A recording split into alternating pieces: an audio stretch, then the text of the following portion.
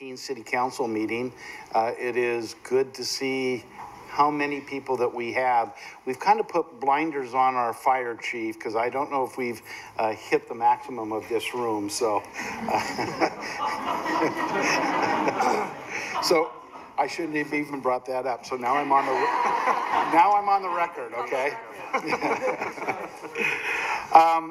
We're going to start our meeting this evening with the Pledge of Allegiance, and we've asked Councilor Grabkin to lead us. I pledge allegiance to the flag of the United States of America and to the republic for which it stands, one nation, under God, indivisible, with liberty and justice for all. Thank you, Remy. Again, what I will share with the group that's before us tonight, we're going to take one presentation before we get into public comment this evening. We've got a presentation that includes our police and fire and citizens. We'll take care of that recognition first, and then I'll come and go down the remainder of our program or the council meeting for tonight. So I'm going to call on our fire chief and our chief of police to present and recognize some citizens and employees. So Matt and Rich. Mr. Mayor and councilors and members of the audience, this evening we're going to take the opportunity to recognize a variety of individuals, some of them citizens, some of them public safety professionals, for an event that occurred on June 2nd. A group of students were participating in soccer drop-ins and practice at the high school sports field. After completing several conditioning exercises, they gathered around Coach Jory Shane to end the practice session. Suddenly, one of the teens collapsed and Coach Shane started CPR along with Dr. John Topping. Nicole Boyer was in the stands, noticed what was happening, and ran down onto the field to assist Coach Shane and the doctor. Nicole told Fausto Gomez to call 911, which he did, and then immediately ran to the offices to find an AED. YCOM dispatch received a call of a minor down and not breathing and dispatched the units while giving instructions to the caller. Officer Zemleka arrived on scene and applied the AED from his patrol vehicle. A shock was advised, and Officer Zemleka delivered one shock, returning the student's pulse. After the fire department medical crews arrived shortly after, the shock was delivered and continued to provide advanced life support measures. The entire time these procedures were happening, Fausto Gomez stood by the patient's father's side, comforting him and providing support. The patient was transported by the medical crews directly to Emmanuel Hospital, where he was treated and is now home. This incident rises to a level that is identified in both of our department's policies as warranting official recognition. And this evening, we'd like to start by recognizing the civilians in this instance. If I can ask the individuals, I don't believe Dr. Topping is here tonight, but if he is, please come forward. Jory Shane, Nicole Boyer, and Fausto Gomez, can you please come up front? Yeah.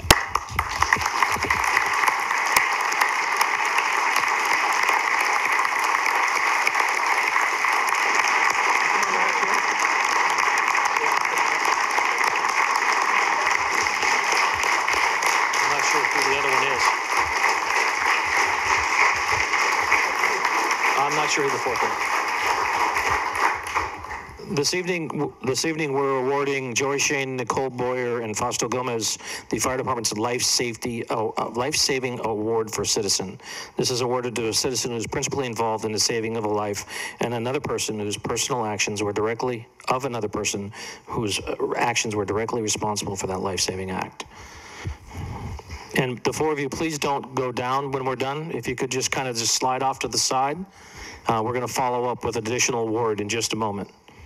At this time, I'll turn it over to Chief Scales for the Police Department Award.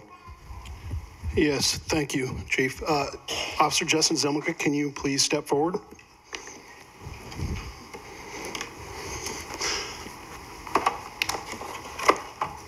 I'll just give a quick, brief summary of this.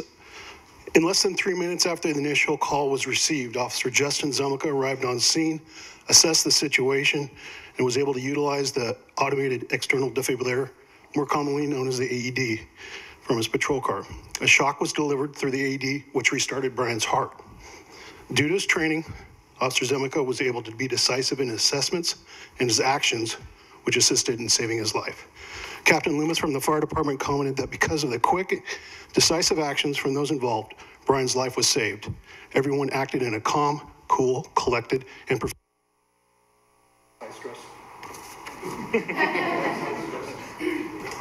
In this high-stress situation.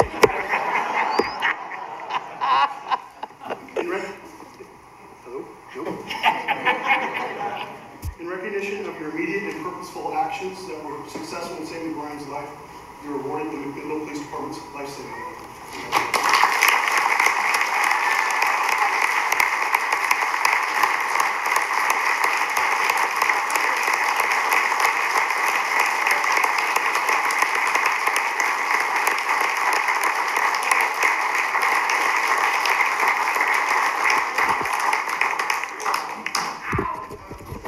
From a city perspective, this is just a show of city employees and concerned citizens and using our public safety. And we just truly thank those that are willing to get outside of your comfort zone to do the things and save a life. So again, thank you so very much. Mr. Mayor.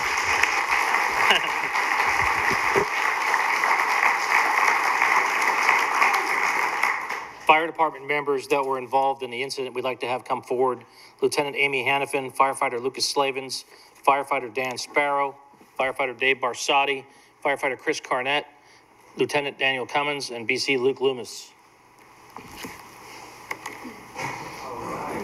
Debbie can help you with that.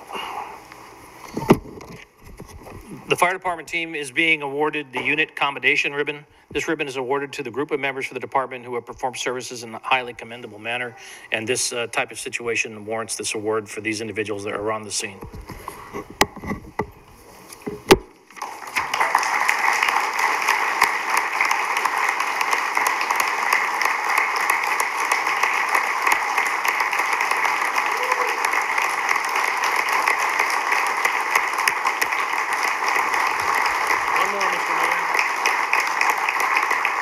If I could get 3 more individuals to come forward, or actually there's only 2 here this evening. Emergency medical dispatcher Stephanie and communications supervisor Chris Featherson.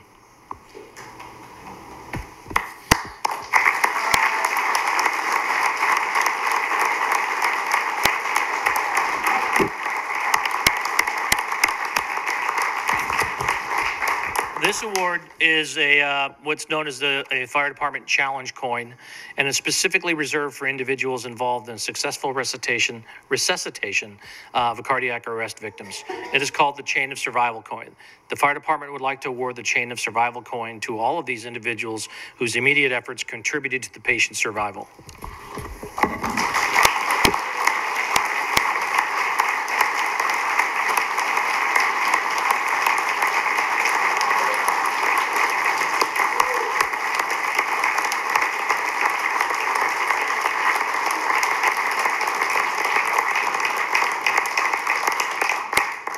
I would like to note that there are, I'm sure we're probably missing some individuals in an event like this that may not have received the recognition because we weren't able to get the names throughout the process, but anyone who was involved in this process deserves recognition, and it shows the importance of our community as a whole, whether it's public safety or the citizens or the coaches or the teachers or whatever the case may be, in being able to save a life and be willing to step up and help one another out in McMinnville, that we're all so proud of.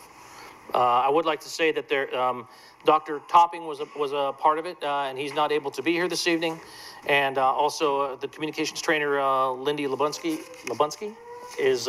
was not able to be here this evening, but we want to recognize their role both in dispatch and the doctor as far as, Mr. Mayor? And this is here's the individual that called 911. Your name again? Josh Eisen. All right, Josh. Thank you very much, Josh. Congratulations.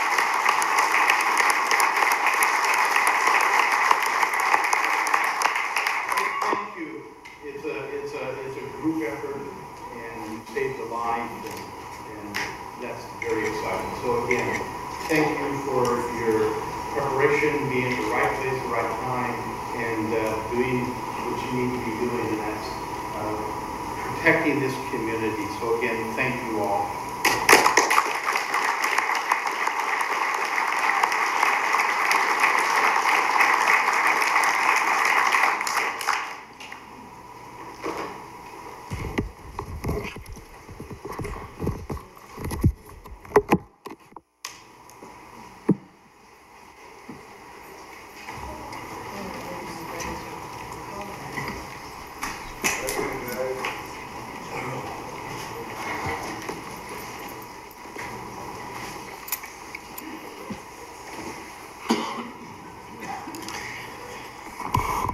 Thank you for allowing us to do that recognition early on in our meeting tonight.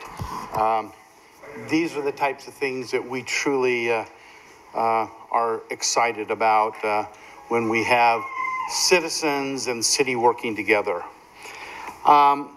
This now takes us to our part of our meeting this evening, comments from citizens. And I just want to get a sense of how many would like to address the council by a raise of hand. Okay, so maybe 5 minutes.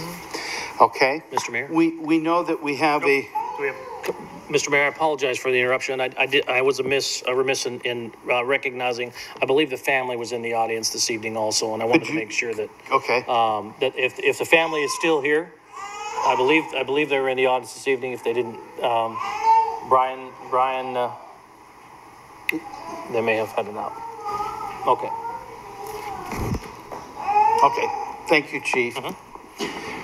So it looks tonight that I know many of you have a desire to hear comments that are going to be coming before the council this evening.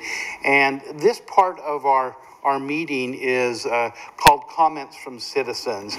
And it's not necessarily a dialogue, but it is comments that the citizens would have for the council to make note of and then possibly follow up. We know that we have a number of business owners from the McMinnville Downtown Association. I talked to Rebecca this afternoon, and we have 3 individuals that are going to be representing the McMinnville Downtown Association. And so what I'd like to do is call Rebecca and those that she has brought to represent the McMinnville Downtown Association and to share their comments with us. And then what we will do is then we will open it up to anyone else that has comments for the council tonight, and we will put a 5-minute limit on those comments. We ask you not to be crisp in your delivery. Things that have already been mentioned, we'll hear that message. And so anything that hasn't been told to us already, we'd appreciate to get your perspective on that or your concern. And so let's start with the MDA first. And so Rebecca, and I think Scott is here, if I'm not mistaken. Pat, okay.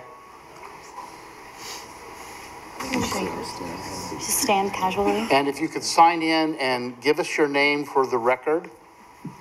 My name is Rebecca Quant, and I'm the Executive Director of the McMinnville Downtown Association. I live at 612 Northwest 13th Street. I'm Scylla McClellan, and I am here representing partially the Downtown Association and partially myself as a business owner and a property owner at 320 Northeast 3rd Street.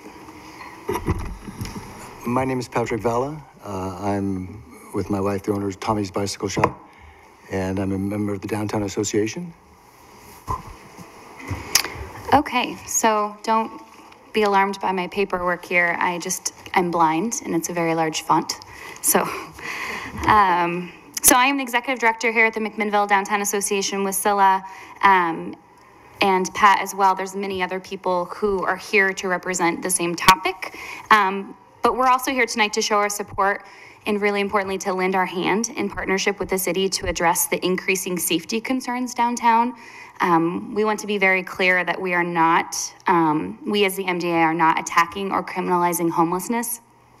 This is a behavioral concern that's not limited to one specific group of the community. The concerns that we've been collecting, emails and phone calls over the last couple of years, but most recently the last few months, include but are not limited to unsanitary conditions and urban blight, graffiti, skateboarding and biking on sidewalks, public defecation and urination, public use of illegal drugs, verbal and physical harassment and intimidation, public nudity, camping in public spaces, vandalism, trespassing, public safety, littering, disrespect for public spaces.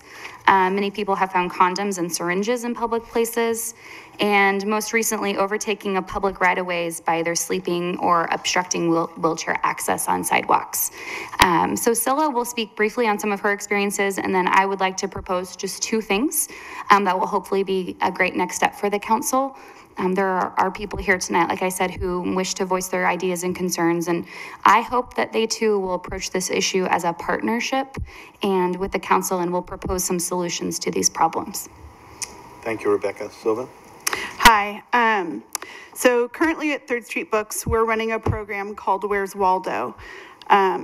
Participating merchants up and down 3rd Street get a small Waldo character to hide in their store. We hand out passports to the kids and adults to find Waldo up and down 3rd Street. This is the 6th year we've organized this, and it's been very successful each year. Lots of families participate. I see lots of repeat people coming back every summer, grandparents coming with their kids, etc. This is the first year I've had a number of customers tell me they're reluctant to participate or no longer want to let their kids walk around 3rd Street alone due to safety concerns. A few weeks ago, one of my employees at the other store I own, Yamhill Valley Dry Goods, was harassed by a strange man in the store. He came in and just stared at her for 5 minutes, literally right across from the cash register counter. She was smart and had some customers stay in the store until the man left, but she was understandably shaken up. She reported this to McMinnville Police Department. I've been asked by locals and tourists alike what is being done about the general hygiene of 3rd Street and the feelings of alarm that people are having. The back of my building reeks of urine, especially on a hot day. Multiple washings with bleach is not making any difference. Some of my employees are uncomfortable walking to their cars in the evenings after work. Sometimes I park in the lot over here across from City Hall, and immediately I'm accosted by someone asking for money, sometimes in an aggressive manner. I always say no, and now no longer park there to avoid such interactions. We've all worked hard to create a wonderful, vibrant downtown corridor. We have guidelines regarding aesthetics that we all strive to meet and maintain, wonderful events that encourage locals and tourists alike to celebrate our community and a lively citizenry.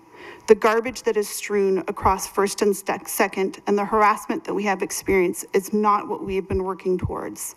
My employees feeling threatened is unacceptable. It is time to make some changes and seriously address these behaviors.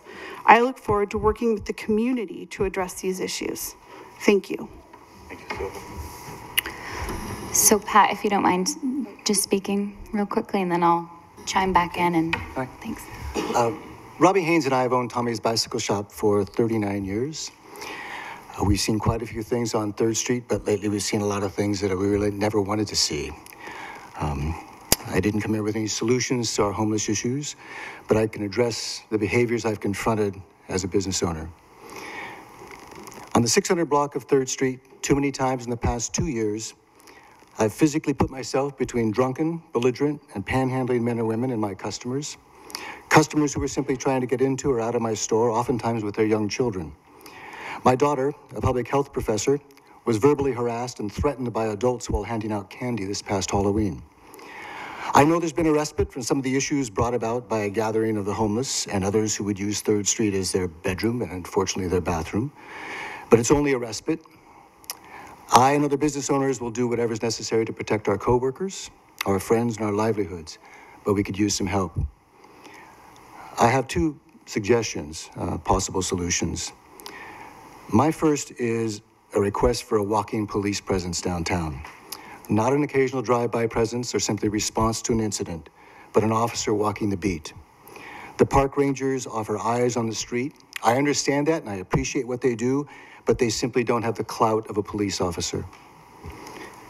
My second suggestion will be addressed, I believe, also by Rebecca. I'll start with Houston. That's in Texas, and I don't ever want to compare myself with Texas or consider us behind Texas in anything, but Houston has an ordinance that smokers must not be within 25 feet of a door, public or private. Also included in that ordinance are any gathering areas, ATMs, bus stops, public benches. If we can't find the will to do something like that, I have another suggestion, which I discussed with Jay Pearson a couple of years ago. He was interested, but nothing ever came of it. And that is, if we don't want to do a downtown no smoking ordinance, to designate the covered benches as city parks so they would be subject to park ordinances. No smoking, no camping. Not all smokers create problems, but in my experience, every person I've witnessed creating a problem is a smoker. We can and will spend years trying to find solutions to our social problems here, and we all want success, but we need to deal with the threatening and unacceptable behaviors right now. I want to thank you for your time. Thank you, Pat. So I'll just follow up with that. This is an exciting time for the city of McMinnville and the community. As the council, you're working towards developing a new strategic plan, and I honestly applaud you for all your hard work and willingness to be proactive and forward-thinking. I know all too well how difficult it is to play a role in this process. Mayor Hill, at the strategic planning session last Wednesday, you stated that safety is a top thing that the council does for McMinnville. And I want to nudge you and the council members to be assertive and decisive when it comes to making some of these very difficult decisions. I have two proposals tonight. I know that there are people here also proposing other solutions, so I'll just focus on my two as not to be repetitive. Just want to emphasize that 30 states across Oregon, obviously 30 cities across the state of Oregon, obviously there's more, but I'll just focus on 30, have a total of 183 ordinances on the books. Corvallis has 3 standing, sitting, resting, 2 camping, lodging, and sleeping ordinances, 2 begging, panhandling ordinances, and 2 sanitation ordinances. Bend alone has 5 ordinances for standing, sitting, and resting. And Ashland has a total of 13, one of which includes parameters around public storage. Now, I by no means am saying that an ordinance is the solution or the only solution to this problem, but it is worth looking into. We're not the only city in Oregon experiencing safety concerns, and we should be looking towards other communities to see what has worked or hasn't worked for them. There's no need to reinvent the wheel, just simply tweak it to make it work for McMinnville. We can put into place any of the following ordinances, but I'm not saying that any or all of these could be enacted, but I just simply want to be able to educate myself, to be honest, and the community better on why can't we have this ordinance? Or if we can have it, why don't we? And they include a loitering ordinance, no sit or lie law, no overnight camping within 1,000 feet of places where children congregate. And this is the same overlay that we use downtown for marijuana dispensaries. A common code violation for rubbish or blight. No smoking ordinance downtown. Maybe an expansion of the McMinnville Civil Exclusionary Zone. A panhandling ordinance or disorderly conduct ordinance. That's my first proposal. The second would be, this comes at no surprise, is to increase the police presence downtown. Like Pat had said, the park patrols have made a huge impact on downtown, but without being the ability to cite or arrest any of these illegal behaviors.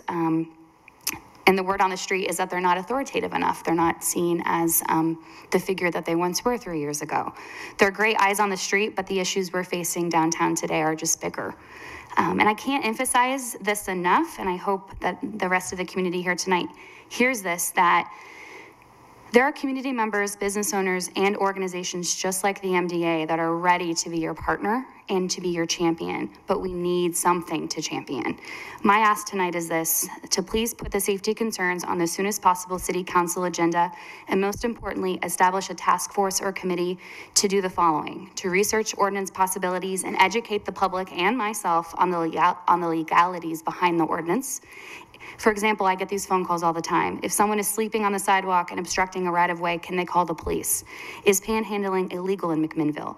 Do we have a camping overnight light law? Where is the line between freedom of speech and being verbally harassed? Would a no sit or lie law be constitutional? I also ask that the City Council establishes a work plan and a time frame to address these concerns. And I'm not saying this, I'm saying this only because I think the biggest fear tonight and what I've been hearing in the community is that this public comment section will create a lot of dialogue and bring a lot of people into this room, but not any tangible timeline or action plan will result from that. The community wants to hear that these issues will be addressed immediately, not in 6 months and not when the additional police officers are trained next year. However, we all know that this can't be fixed overnight and we don't expect any of that from you, but if there are any roadblocks or red tape, we would like to know why and to continue to educate us. And then, as you all do, and you do so well, just continue to share your process and keep the public well informed of your decisions and your thought process. The reason I say this is because the majority of merchants I spoke with when I walked downtown on Thursday to inform them of this meeting were excited to hear that something was finally happening and that their voice would finally be heard. I know very, very well that 90% of what happens in any situation happens behind the scenes, and that's no different for the council. I know that you're working hard to resolve this and many other problems, but the community members are not aware of this, and they have not heard any official plans to address this problem. So I won't take up any more of your time, and I know there are a few people here, like I said, that would like to speak on this topic, and I want to give them the platform to do that. Again, while the MDA is spearheading this dialogue tonight, it's important to note that we are just one voice, and there is so much more that can be and should be discussed. We're advocating for the downtown, that it is the social, cultural, and economic heart of the community, but most importantly, that it's safe. Please know, and I am not going to reiterate this again, but I am, you are so not alone in this process. We have your back. Your community is ready and eager to see change, and we're looking to you for the leadership, for decisive decision-making. Like I said before, we are your biggest champions. Just please give us something to champion. Thank you. I would like to ask some questions. Okay, So, Ms. Kwan, I'm happy to hear this change in approach, that you're no longer focusing the conversation on homelessness. As I've left you a message before, I felt like that was very destructive for our community as a whole and really muddied the waters of the conversation that needed to happen. Regardless, some of the suggestions that you have here are very specific to the homeless community. And so I do have a fearfulness if you are creating an ordinance to target unfairly a micropopulation like the homeless, specifically with your overnight camping suggestion. It also makes it, there's a lot of risk, as our city attorney has advised us, that if you create an ordinance, but then you use it to just target a subgroup, well, as you mentioned, you are running into potential civil rights violations. But you also said a few times over that we're here to help and lend our hand and that you need something to champion. Because this conversation has been happening so much and been such a public conversation, I've taken the time to review our minutes from a meeting about this same time last year when public safety also came up in the dialogue. You'll remember that meeting. It was there were other things for the MDA that were discussed, including your position, right? So I reviewed that, and one thing that came out of that and that came from that was suggestions from our police department. And at that time, our chief of police put together a document that I'm happy to share with you, but it did list a set of recommendations. It started with increasing natural surveillance in the downtown area. So how can shop owners increase natural surveillance, the see and the be seen, I'm now quoting you, I hope that's okay, is the overall goal with natural surveillance, and that it's known to increase these. And this is something that can happen through lighting, it can happen through landscaping, and then there's a number of other recommendations that followed in terms of how to use landscaping and how to use walkways. And so the reason I'm bringing this up now is that I'm interested if this information that our police department took and and put together the time to create last year, if the MDA has taken any of that and started working with shop owners to increase or better lighting in downtown to start addressing some of those things. So that's one thing I wanted to bring up. And if not, I think now would be a good time to do so. I also hear that you're some dissatisfaction with the park ranger program. I'm going to find my notes on this. Of course, the park ranger program was increased to address specifically First, Second, and Third Street about 4 years ago. Sorry, I'm still trying to find my notes on this. So that was increased, and that was supposed to be also in partnership with the MDA. The MDA has promised funding for that program as well. And so as another suggestion, that funding would help with that program. And then, pardon me as I find my place. Oh, and I also wanted to highlight that we do have an officer downtown. Officer Height is specifically assigned downtown. It is not in the format that you suggested, which I think that's an interesting suggestion. I don't know how it works for, I don't know how the police would be able to expand that, but I think it's good to recognize that there is an officer that has been assigned over a year ago that checks in regularly with these areas where people are congregating. I bring these things up because I feel like in a lot of this public discourse, the work that is being done is not seen. And I think that's important that we recognize the work that the police department is doing. And I think it's also important that we recognize what we're able to do. So, for instance, the park rangers, they are, please correct me if I'm wrong, Chief, but they are able to cite on a violation of any city ordinance, is that correct? No, that's not correct. They can cite for specific park violation ordinances and that sort of thing. That program was originally, when we did partner with the MDA, was more ambassadors downtown, creating that feeling of, I guess, security, for lack of a better term, but also able to assist those the customers and the public that are downtown, answer questions. But a role was to deter some of the behavior issues that were taking place. Specifically, the U.S. Bank lot was one of them, and down by Tommy's, I know he had a real issue for a number of months that they helped, I hope, resolve to some degree. Okay, thank you.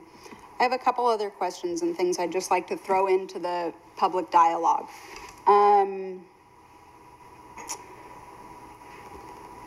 So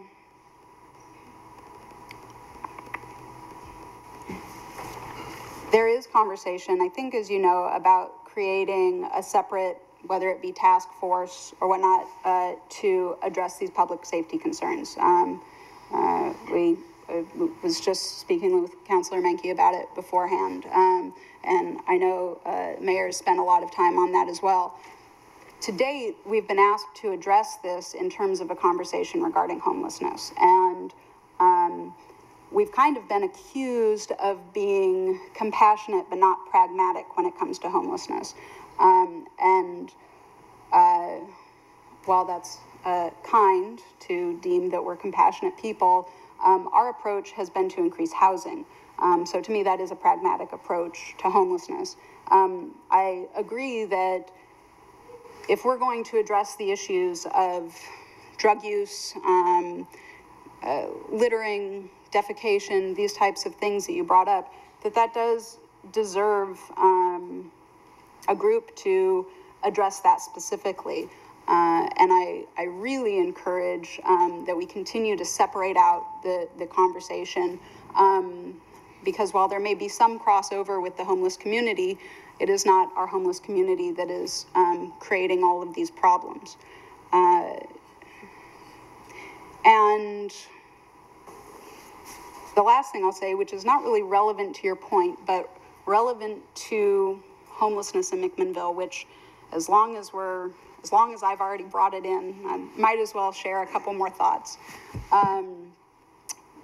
One is that the city has been working very diligently on reducing homelessness in McMinnville. I know that we have a larger visible homeless population downtown right now than we've had in years past. And I know that there's a lot of information and a lot of misinformation that's part of the community dialogue. The numbers, which I like numbers, they speak to me factually. The numbers are not that our homeless population has increased. Our homeless population, according to our point in time count, has actually gone down. It's gone down by about 11% from 2015, which is a pretty significant decrease. The visibility of homelessness and the other issues that are coming up downtown are also very seasonal issues. It is known that every spring, summer, we have an increased visible population downtown. Now, I'm not saying that there are not greater problems than there have been in the past. I also know, however, that when the reports that we've run, we don't necessarily see an increase in criminal activity, but an increase in these nuisance or these behavioral problems. And that really does pose a difficult question for our community as a whole, because how do you teach somebody at this stage in life to behave better in public? It's very difficult. It's a very difficult question. I'm happy to hear that you're wanting to be a part of that solution. I hope that generally everybody here can take that on in that approach, and I hope that with such a large audience today that a bit of clarity in terms of this issue of nuisance behaviors downtown and homelessness can be separated out, and those messages can become much more clear, and that we can start seeing successes with the nuisance behaviors we see downtown, like we're seeing with decreasing our homeless population and increasing housing possibilities for our homeless who are not really embodied by the nuisance, the people creating the nuisance downtown. I'm sure I could go on, but I won't. So thank you for being here, and thank you for allowing me to respond to your thoughts as well. Could I address Chief Scales' comment about the park rangers? And it's a wonderful group of people, and I've had very good interactions with them.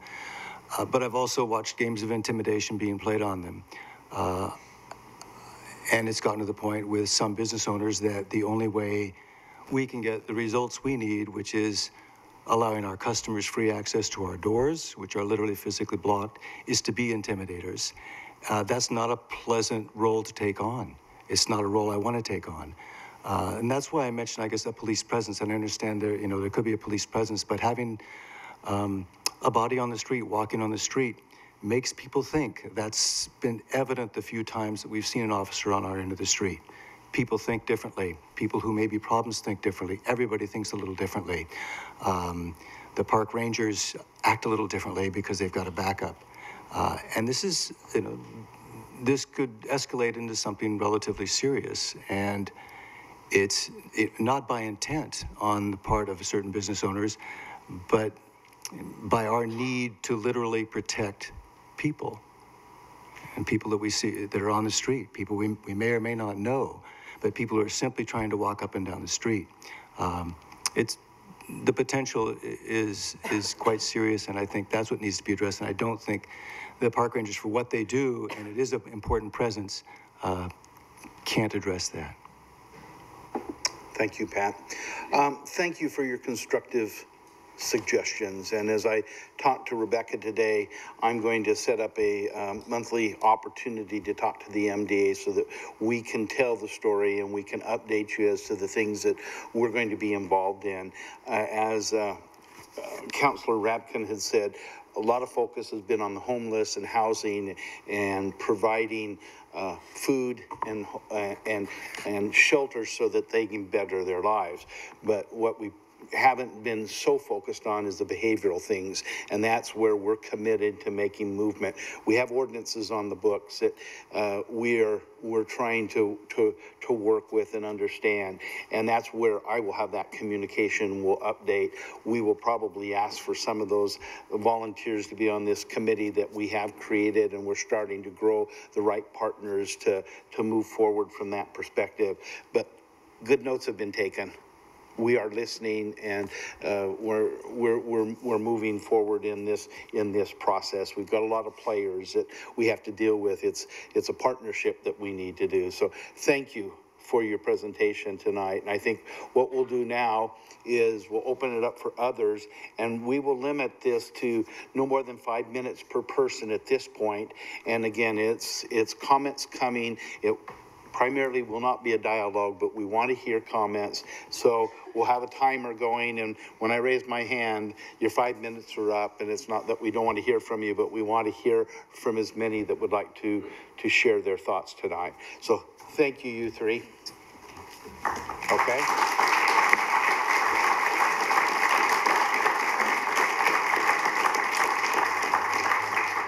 Please state your name, sign in for the record, and your address. Okay, I am Jason Willoughby. I'm here representing city pastors of McMinnville, as well as Creekside Community Church, an MDA member, and I also have an office down across the street from the bike shop that has had some interesting incidents. My address is 640 Northwest Brookview Court here in McMinnville. Continuing the thought of practical suggestions, just as a longtime observer and someone who's been on the street pretty regularly for 2.5 years, late Friday nights, a couple things come to mind. We have a lot of new faces in leadership, new mayor, new city manager, new head of the MDA. And so some of that knowledge and some progress we had made tends to not make the transition. For instance, when the merchants met with the police chief and others, we asked them to provide a list of these are constitutionally protected behaviors. Don't call the police about this.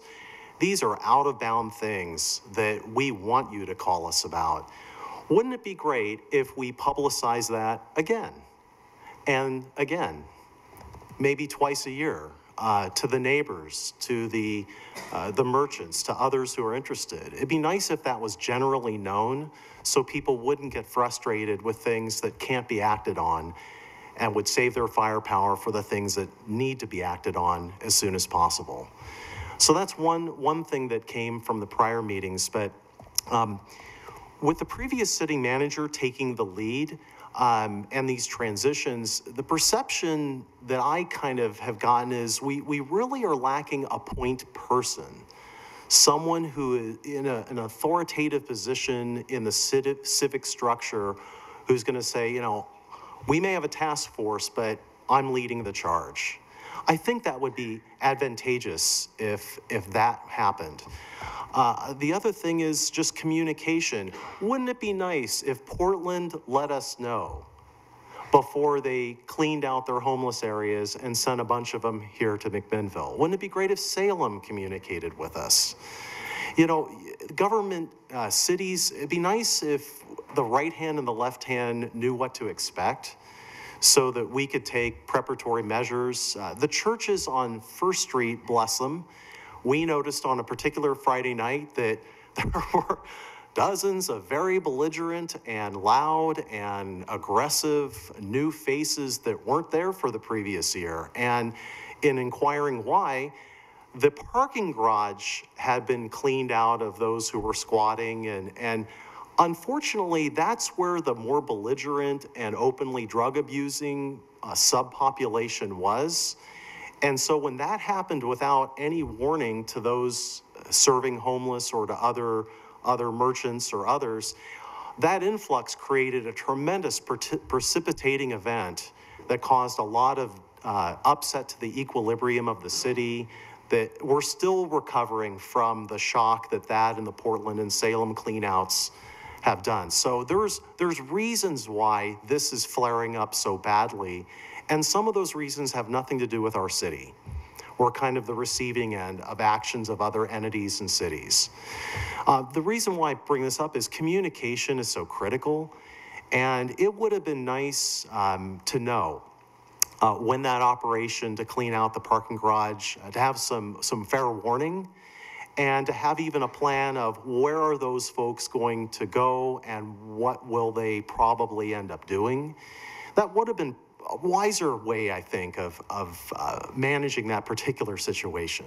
2020 hindsight, I know, so I want to be fair to you all, but yeah, that was a rather spike in scary, exciting, bad stuff, at least late at night, we noticed. Interesting, some of the people that we meet in the middle of the night have some actually amazingly good suggestions. I'm thinking of a particular homeless fellow who is a very quiet and an older fellow, and he said, were you aware that they have these products at convenience stores that combine alcohol and high energy caffeine drinks in one beverage?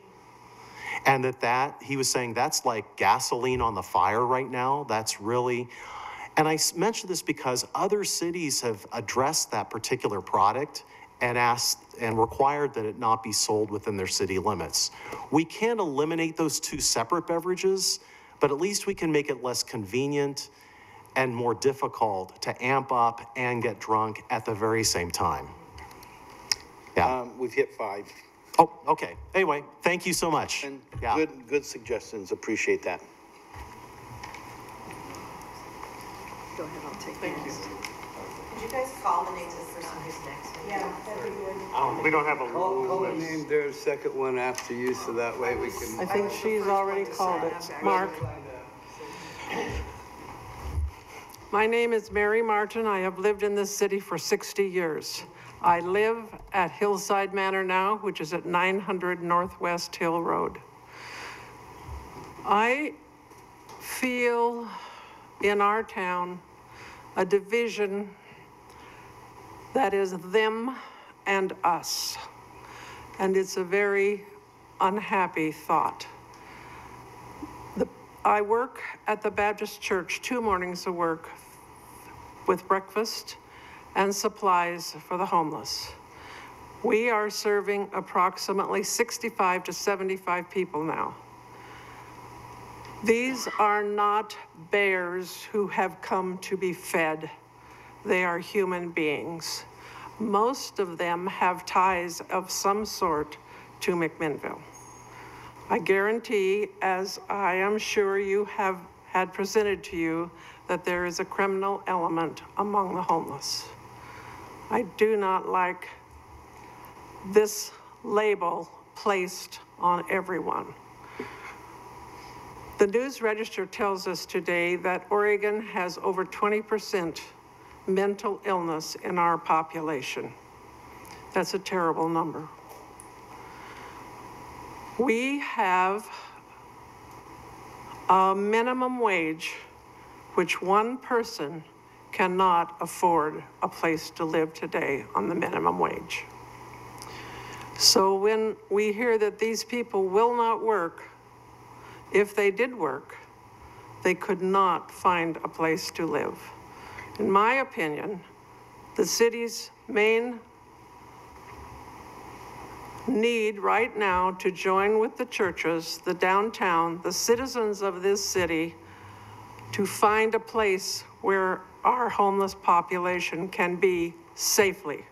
We're not talking about the Taj Mahal, a shelter, safety, perhaps that policeman to come by, or a hired person to manage this. People do not have anywhere to go in this city that they are safe and welcomed. And if we could just find some place for them to be, how much different our outlook might be about them. Thank you. Thank you, Mary.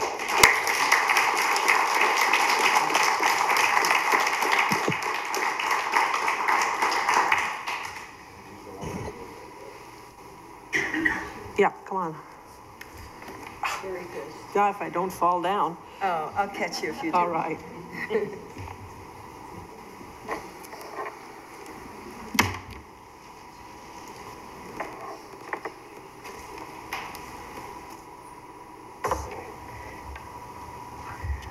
My name is Phyllis Bradner. I live at 203 Southeast Davis Street here in downtown. First, I'll tell you that I used to live directly across the street from the cooperative ministries, and I now live a block away from the Baptist church. So I'm also a co-owner of a 3rd Street business, Currents Gallery, on 3rd Street. So I can comment on the situation from 2 different perspectives. And I will also tell you that a close family member has been homeless for over 25 years, living in trees on beaches and under church eaves in Hawaii. And so I have a little bit of knowledge about people on the other side of the fence. Believe me, you cannot paint them all with the same broad brush. I'll try and make my comments brief. One, I have polled the 6 other gallery partners, and we've talked about the situation, and we actually unanimously have agreed that we suffered no business hardship at the result of the homeless people on the street, although I feel terrible to hear what some of the other owners have experienced. We've observed no major disturbances or bad behavior by our gallery, and that would cause undue alarm, and only a few customers have mentioned the subject to us, mostly saying that things are worse in Portland. As a resident near the homeless gatherings, the picture is a little different. Late at night, we would be disturbed by shouts and fights and police activity outside our bedroom windows when the cooperative ministry allowed camping on their property. However, we never really felt endangered then, mostly annoyed at the inability of the city to get a handle on things. We were relieved when the encampment was removed, and then if we fast forward to this year, when the homeless people and their belongings were strewn all along the sidewalks on First Street near the Presbyterian and Baptist churches, things are much worse. Among other things, elderly residents whose homes abut the church property are fearful, and cars have been broken into, mine included. Recently, however, the street has been cleared and the porta potty moved, and I'm not sure where those people have been dispersed to. Is there a solution? First, we have to realize that there must be multiple solutions that work for the diverse needs of people on the street. One size does not fit all. There are people who are just down and out due to loss of jobs, finances, family situations, and these folks can be helped with low-income or even fully subsidized housing. Just to have a roof over their heads and a community jobs program might put them back on their feet. There are a high percentage of homeless people with serious mental and physical health problems.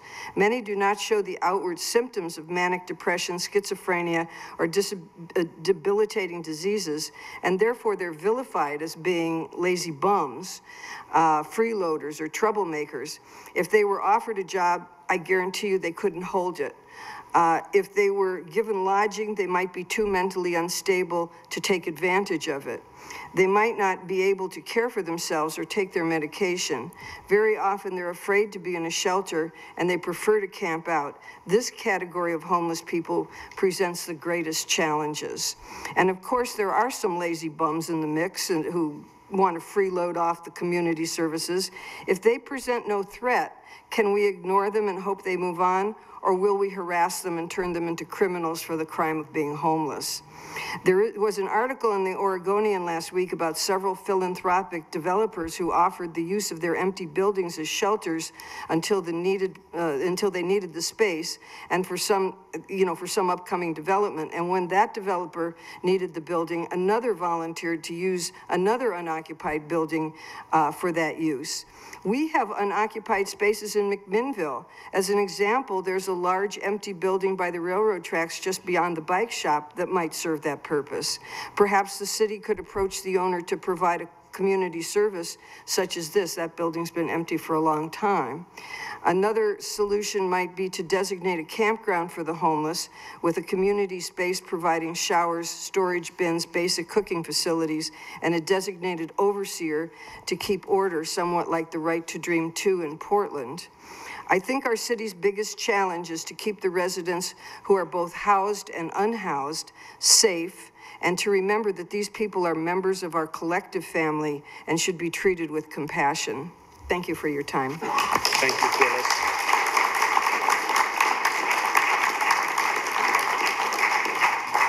I want to make one follow-up comment to Phyllis because, again, I wanted to share information since we have so many people here.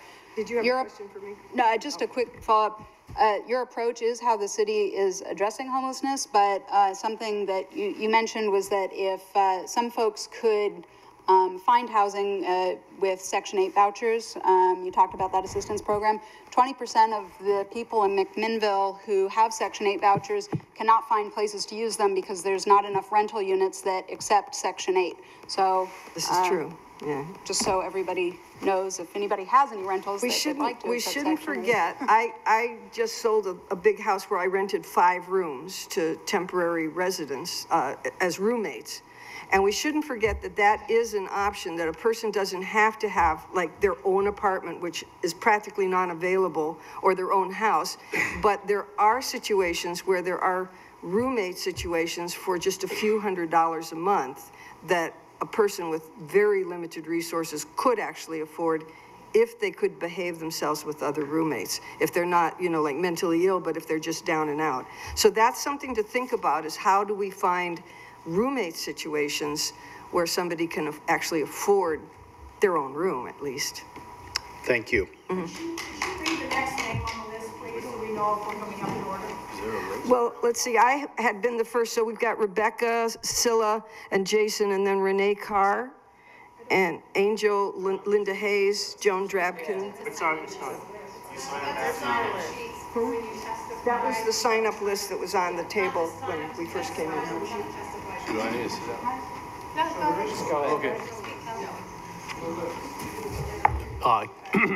Caleb Polivka, General Manager of the Oak over there on 326 Northeast Davis, and I live at 610 Northeast 18th Street.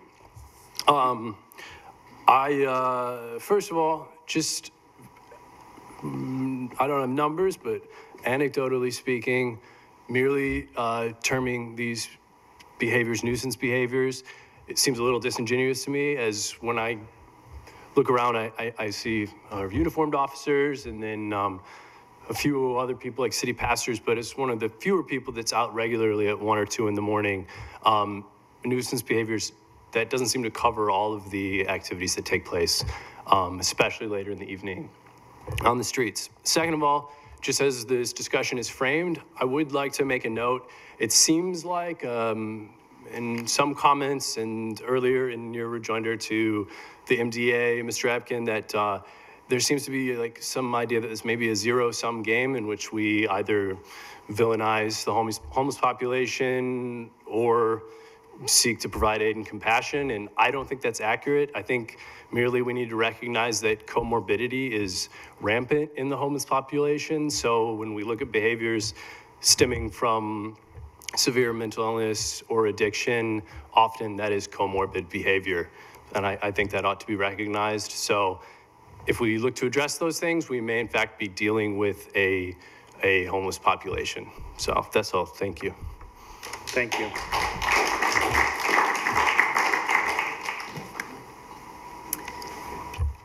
Hi, I'm Linda Hayes. I own Hopscotch Toys, which is over here on First and Baker. I also live there with my boyfriend Jerry and his 13-year-old daughter. In late 2007, I made the decision to move my business to the corner of First and Baker off of 3rd Street, and the neighborhood's changed a lot in that last 10 years. The churches in our area have made a big effort to provide outreach and services to the most at-risk people in our community, and I'm in full favor and support of that. I don't have a not-in-my-backyard philosophy, although I do have to admit that the current environment, my neighborhood would be more well-suited for a smoke shop than a toy store. We're currently converting some of the upper units of the building into VRBO rental accommodations, and outside perception of the vagrancy issue is of concern to me as well. And Remy, just so you know, like one of the things that I'm considering in doing that, in turning that area into VRBO, is to make one of it a one-bedroom apartment that I can rent out to somebody low income in the community, because I think that need is really great. A couple of years ago, there was a homeless couple that wanted to get away from the homeless on homeless crime and perpetuation of drug use that takes place in the camps of the churches. So I let them pitch a tent under the laurel that's behind the property. It's a big sheltering bush, and provided them with the sanctuary that they needed while they waited for transitional housing to become available. Eric moved on to the Oxford house, and Tammy was placed as well and continues to work as a seamstress for an awning place here in McMinnville. We had a lot of conversations about the population in our neighborhood. They believe, having been in the population, they're a lot more hard in their perception of themselves as a population as I was. But they believed that the free meals were oftentimes a disservice than help to the population, because it allowed those that could do something else to survive to not be desperate to move on and do anything better. That was their perception of it. I personally feel that that's probably true for some, and not for others, that each individual has a different profile of mental health, substance abuse issues, and lack thereof, family support, criminal record, and resources of all kinds. I personally look forward to a solution that addresses the needs of the individuals, as I feel that the blanket support for a homeless as a population is currently contributing to the problems of those individuals. The concept of ordinances, more ordinances, it sounds like a pretty tidy cleanup, but I also feel when you talk to the people that are here on the streets, a lot of them are stuck in Yamhill County, even though their families in Washington, their families in California, because they've been charged with a petty crime and they have to stay here for their court date and things like that. And so some address of that issue, you know, how can we get them through the court system faster? How can we figure out each individual's profile and what their needs are? My youngest sister is currently in prison. Mental health issues compounded by drug abuse led her to a life living on the street, squatting in vacant houses around town, most notably the Blue House next to the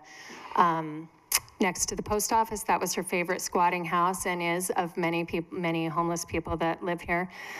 She had the opportunity and the option to live with her family, but she couldn't handle the accountability that we required of her, and she was too far gone at that point for any reason. Like, she was just like trying to hold down a rabid ferret. It was crazy.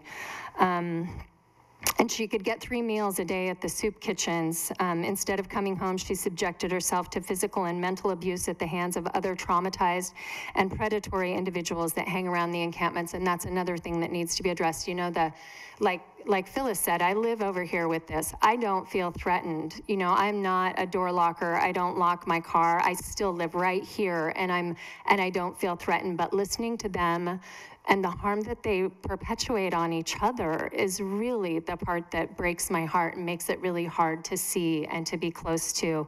I go on my run down First every single day in short running shorts, and nobody's ever hassled me. You know, like, I really don't deal with a lot of trouble from them. What I would like to see is for these people to get the help that they need individually, grouping them together and giving them a place to hang out together and swap problems and trauma, because they do. Many of them are traumatized, suffering from PTSD, and they continue to traumatize each other. It leaves them needlessly vulnerable. Lastly, as an owner of a community-centric business, I always keep in mind that my #1 obligation to this community is to stay in business. I am one of the most compassionate people that you could hope to meet, but the visual impact of the vagrant population and the perception of danger that it represents to some of the families and seniors that support my business does have a negative impact on my ability to do that. That's it. Thank you, Linda.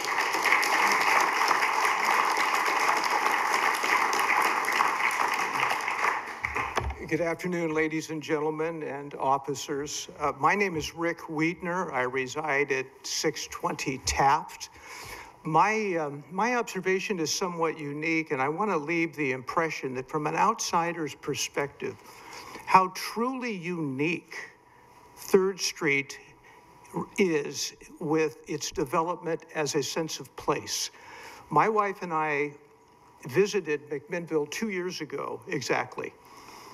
We saw 3rd Street, we appreciated the authenticity, the charm, the merchants, the history, and we thought it was Shangri-La. And I'm not saying it's not, I'm giving you a perspective from someone outside. It was a life-changing experience for us, so much so that we bought a piece of property, and I think in a month and a half, we will call McMinnville home. From a business owner's standpoint, I just have to express how fragile the success of a place is. One perspective I should bring to the table here is for 35 years, I have been involved with recovery, both personally and professionally as a volunteer with the Salvation Army. So I have 30 years experience with the Salvation Army, and my personal walk, more recently helping those who have been on the street or have been convicted felons, how to develop a sense of pride and responsibility. It is a very, very tough issue. I do take one exception, and I think I learned this through the Salvation Army, that I personally find the word homeless derogatory to those who are temporarily in need of help.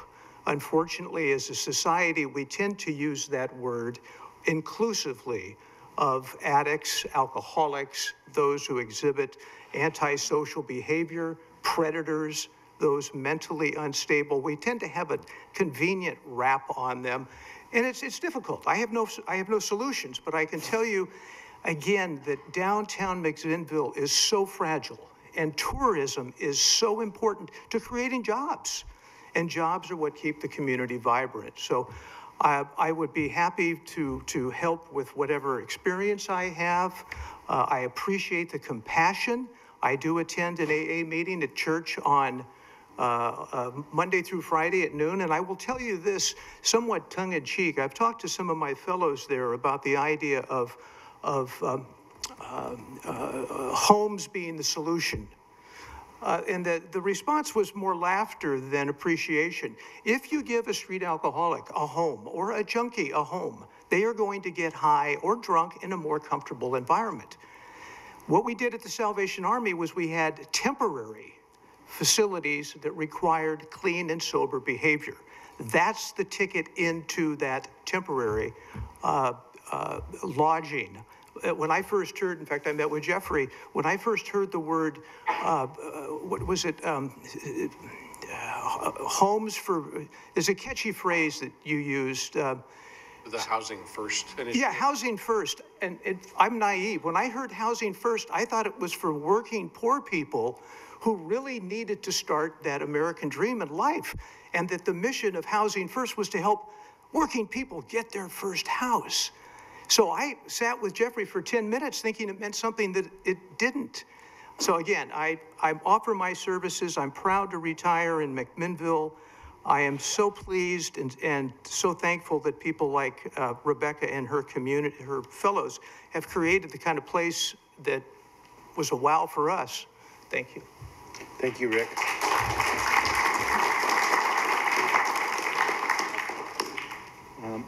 My name is Anthony Bell, 411 Northwest Meadows Drive, and I just want to introduce the idea that when these people are homeless, that there are services that they have to have or we suffer. And the one that I want to focus on tonight is sanitation. Most of us, of course, have 99% of the population is housed, 1% or less is not housed. The ones that are housed, I have a bathroom within 2 bathrooms, typically, within a few feet of where they are throughout the day or night. But if you're homeless, that is not the case. And yet, at the same time, people who are homeless, just because they're homeless doesn't mean to say that they do not have to urinate or they do not have to defecate. They have to. And pushing them out of the downtown area isn't going to solve the problem there. What we have to do is we have to provide sanitation services for the 1% who are homeless as well as the others. We do an excellent job of the ones who are the 99%. We have a superb system. I was on the first sewer committees back in about 20 years ago. We spent $25 million on the new wastewater treatment plant. and we're spending millions to upgrade this collection system. But we collect roughly $50 a month per household, of which there are about 10,000. Roughly $500,000 every month comes into the city for sewage treatment plant services. And if we were to take 1% of that, which would be 50 cents a month per household, we could provide something like $5,000 worth of porta potties scattered throughout the town to deal with those who do not have a house to live in where regular bathrooms are present. Remember that people are going to have to urinate and defecate. Sometimes they'll do it in the parking structure down there on 4th and Davis. Sometimes it'll be in somebody's front yard. And so remember, it has to be taken care of, and we're not doing so, and we need to for that 1% that does not have any regular sanitation service. I and myself have been hosting 2 homeless people for about a better course of a year, so I have some idea of some of the problems that these people have. Thank you, Mr. Mayor. Thank you, Tony.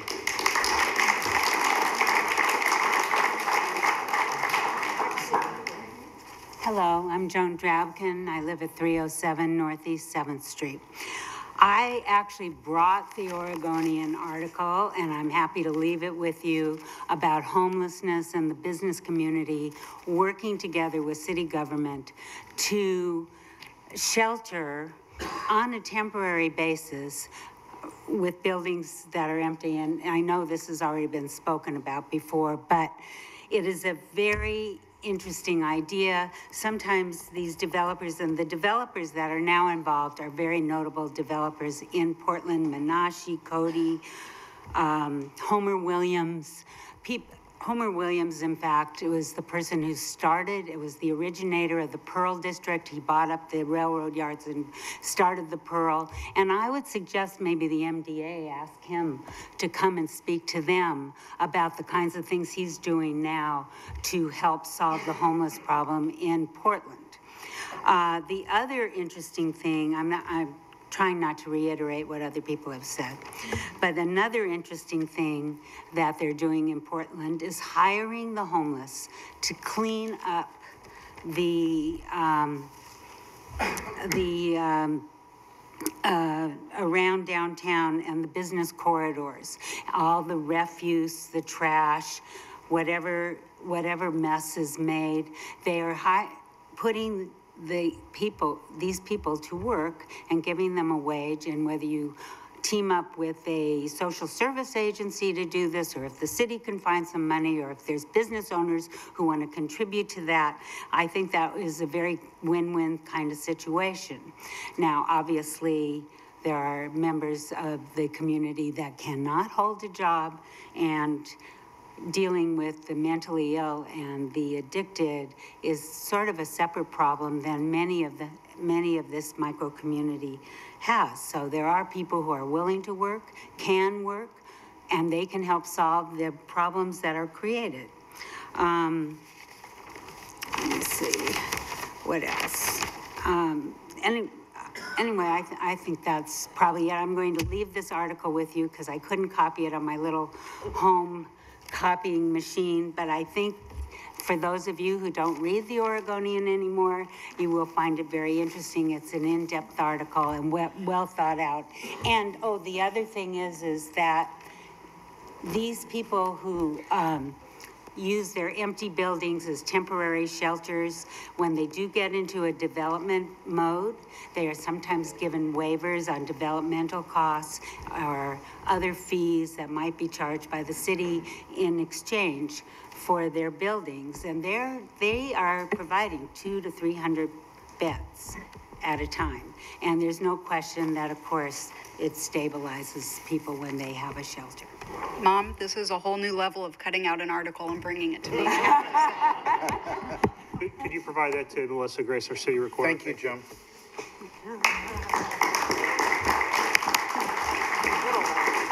Good evening, people in McMinnville. I'd like to thank 3rd Street for bringing their people in here. I started a petition 3 years ago. to ban the fortified alcohol on 3rd Street, and still it has not been done. Your name and address, please. It's down there. My name's Mark Ritchie, 1427 Northwest 5th Street, McMinnville. Now, I've also been in here the last 3 years to address the homeless issue in a positive manner, and I've come in and said every time, all we need is a place to be. Now, I've been affiliated with the Dignity Village in Portland.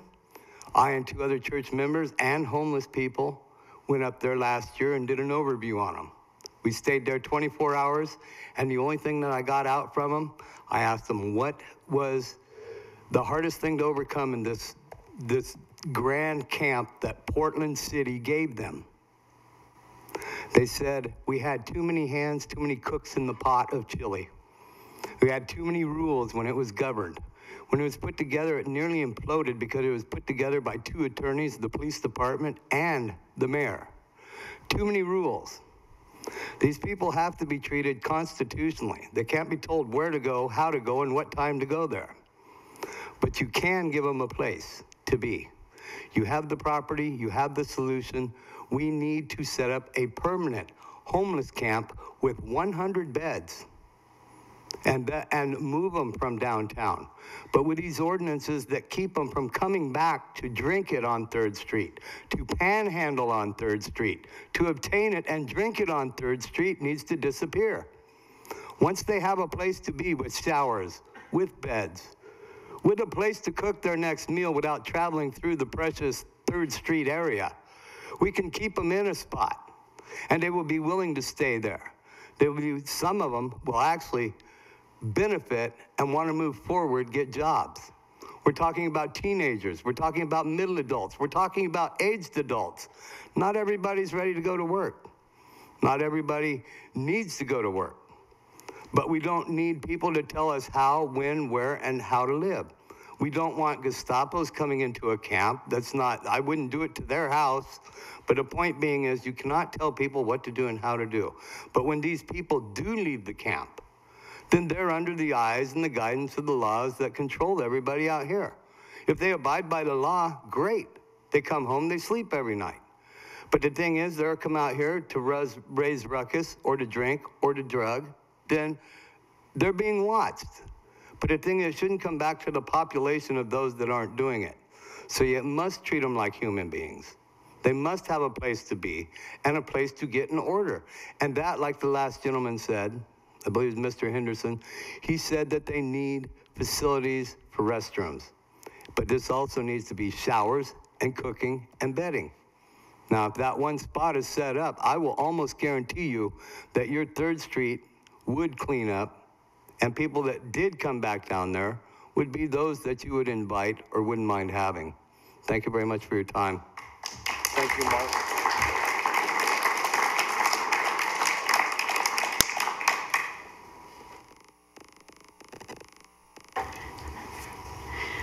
Hello, my name is Renee Carr.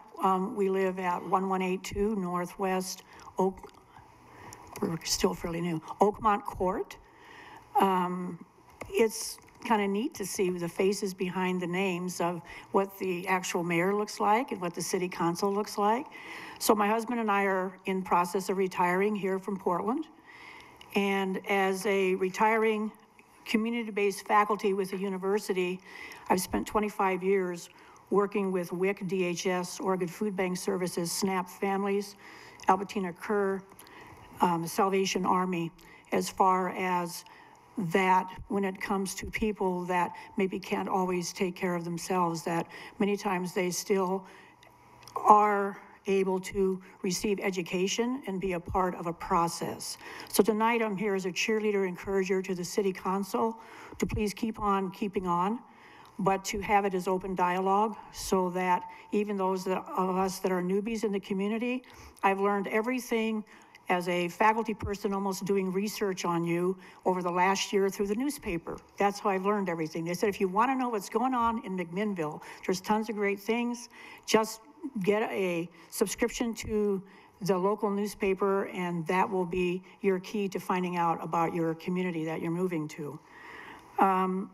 I delivered a letter today to our mayor and also to the chair of your city council.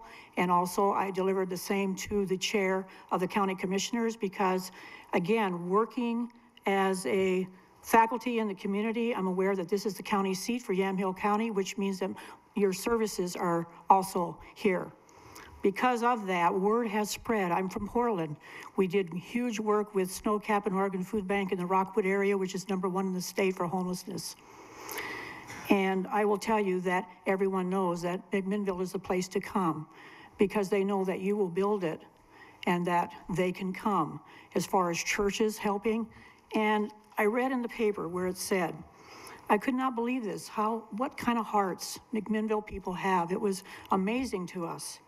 Over the last year, all the things you did for raising monies, the time you gave, the food you gave, the clothing, the shelters, the donations, the fundraisers, and the budgeted monies to meeting the needs of those that are needing help from others. How the church congregations worked and their staff worked above and beyond. But then we had the congressman, I believe he's Ron Noble and somebody else that came, and there was a huge packed house, and they mentioned that there were the elderly, the moms with small children, and others that had needs that were having to wait to get their help in an overloaded system that was meeting the everyday needs of the increased homeless flux that was coming to McMinnville.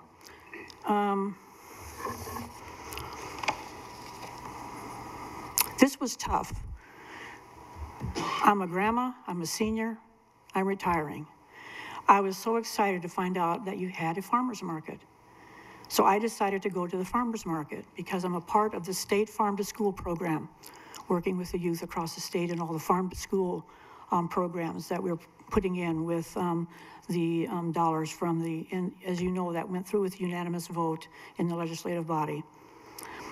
I got to the farmer's market and I couldn't go there because of being harassed. And I thought, my goodness, I'm a person used to being in the community with on my own 2 feet, and what in the world's going on, Renee? So I went home without any stuff from the farmer's market, and I thought, well, I'm going to try again. So I went the following Thursday and had the same experience. I just told my husband, you know, I'm not going the third time yet because I'm not willing to give up because we love McMinnville. In my letter that I gave you, Mayor, and what I read in the paper, I think by one of the, I love the fact that you've got, I don't think I have memorized yet, but a Chamber of Commerce and a Downtown Business Association and a Visit McMinnville site. I thought, oh my goodness, this town is on fire as far as trying to get people to this town to make a life for businesses and for the families of this community. I'm aware of what we pay in property taxes. And that's why Thursday, when I go to the formal meeting of the county commissioners, I'm going to also be encouraging them that they need to be, the county commissioners linked with you as our city council, need to be a part of helping to solve and find solutions for this situation. When you take a trip, you don't head out on a trip without a roadmap. And usually you have a starting place on the roadmap, and then you get someplace where you want to go. Because you've used so much of your resources in one area, I'm going to encourage you that you keep the dialogue open so the community knows where your stops are on this roadmap and they know how they can plug in to be a part of the journey to help find solutions. Thank you. Thank you, Renee.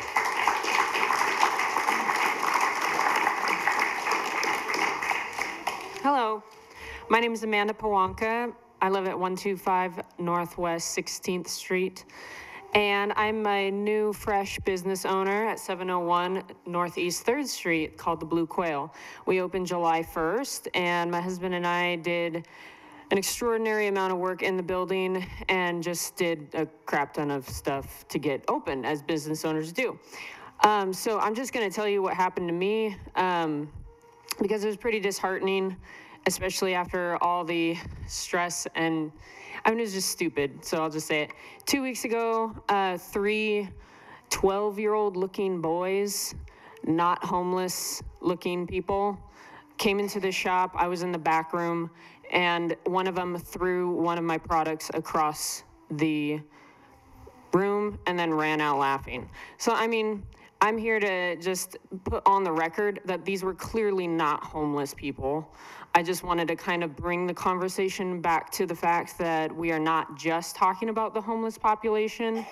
I really love Rebecca's idea about having a cop walking a beat, or if that was Tommy's, whatever, you guys get it. Anyway. I love McMinnville. We moved here less than 2 years ago. This was the place within a month. I'm like, if I'm going to start a business, this is where it's going to be. And we were blessed to find the space on 3rd. And stuff like that with just 12-year-old kids, like, that's just stupid, right? I mean, so having a cop present and just having some sort of authority figure, I think would help a lot. Thank you so much. And everyone come to my shop. Thank you, Amanda.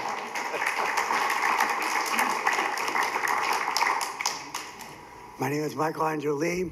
I was given the opportunity to come over here and speak because I work with the Downtown Association as one of their volunteers. And so one of them heard some of the ideas that I had and everything, and they thought it would be a great forum to speak with you about them, not only to them, but also to you. Currently, right now, I'm one of your homeless individuals that you were speaking about. But unfortunately, I'm in between places. You said about the 20% that lost their voucher. I'm one of the ones who survived it. When I got the letter and everything, there's a thing called the special needs. I filed for a special needs, and as of this September, September, I have continued to have my voucher. I also, if you notice the t-shirt that I'm wearing, we're going to be going out to the public, Church on the Hill and everything like that on the 29th. If a person wants to change their mind, like they can change their channel, they can actually become a better person. I have 18 years clean. This coming September 20th, I'll have 19. I live on the streets here off and on.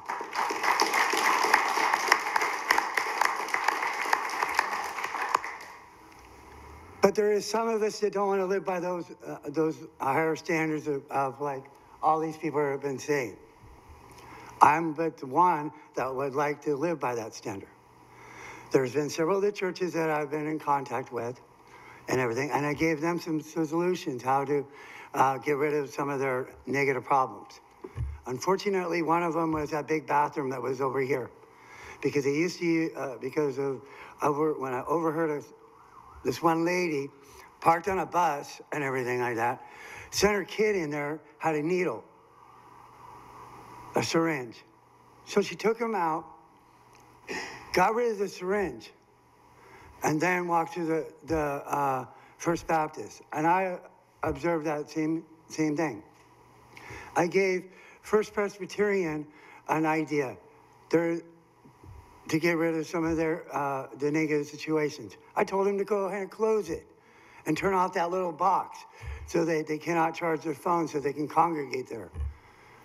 I've tried many other directions on being a negative person, taking those negative situations that I used to live and putting them into positive force now.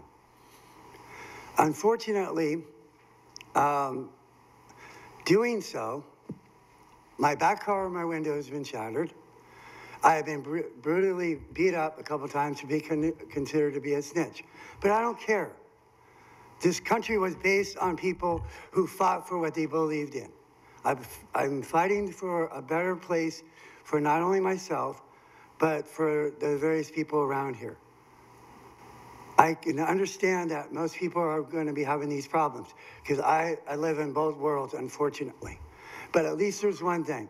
I may be part of the streets, but I'm not of the streets. I do not partake in any of the situations that they have, like the drugs or the alcohol or whatever. I try not to. Matter of fact, I had to move my car away from downtown because I was being victimized, because I took a suggestion of a police officer, if I see something going on, wave the next police officer off. I just recently overheard a conversation with somebody that the back of the co-op got raided just recently. And I felt proud that that situation happened. And now it makes it more safer for people down here in downtown. I even donate my time and efforts to various places. I may not get paid for it, but at least I'm trying to make a difference, to show somebody like me can come from the streets and everything and try to be a better person. Now, the only thing that I can consider and to share with anybody, if you really want to know what it's like, take your wallet, put it in your back pocket, and come join us on the streets and see how hard it is going to dig yourself out of. That's the only way you can really know. If you put people in a place and everything, it's just like a concentration camp, what they used to have back in the olden days. For the Jews and whatever. They put them in concentration camps. Unfortunately, that's kind of sad. Look at what happened in Portland along that one trail. That's what I'm saying. It's hard to solve the problem unless you are going to be in the trenches with us to actually look at the problem. Thank you, Michael.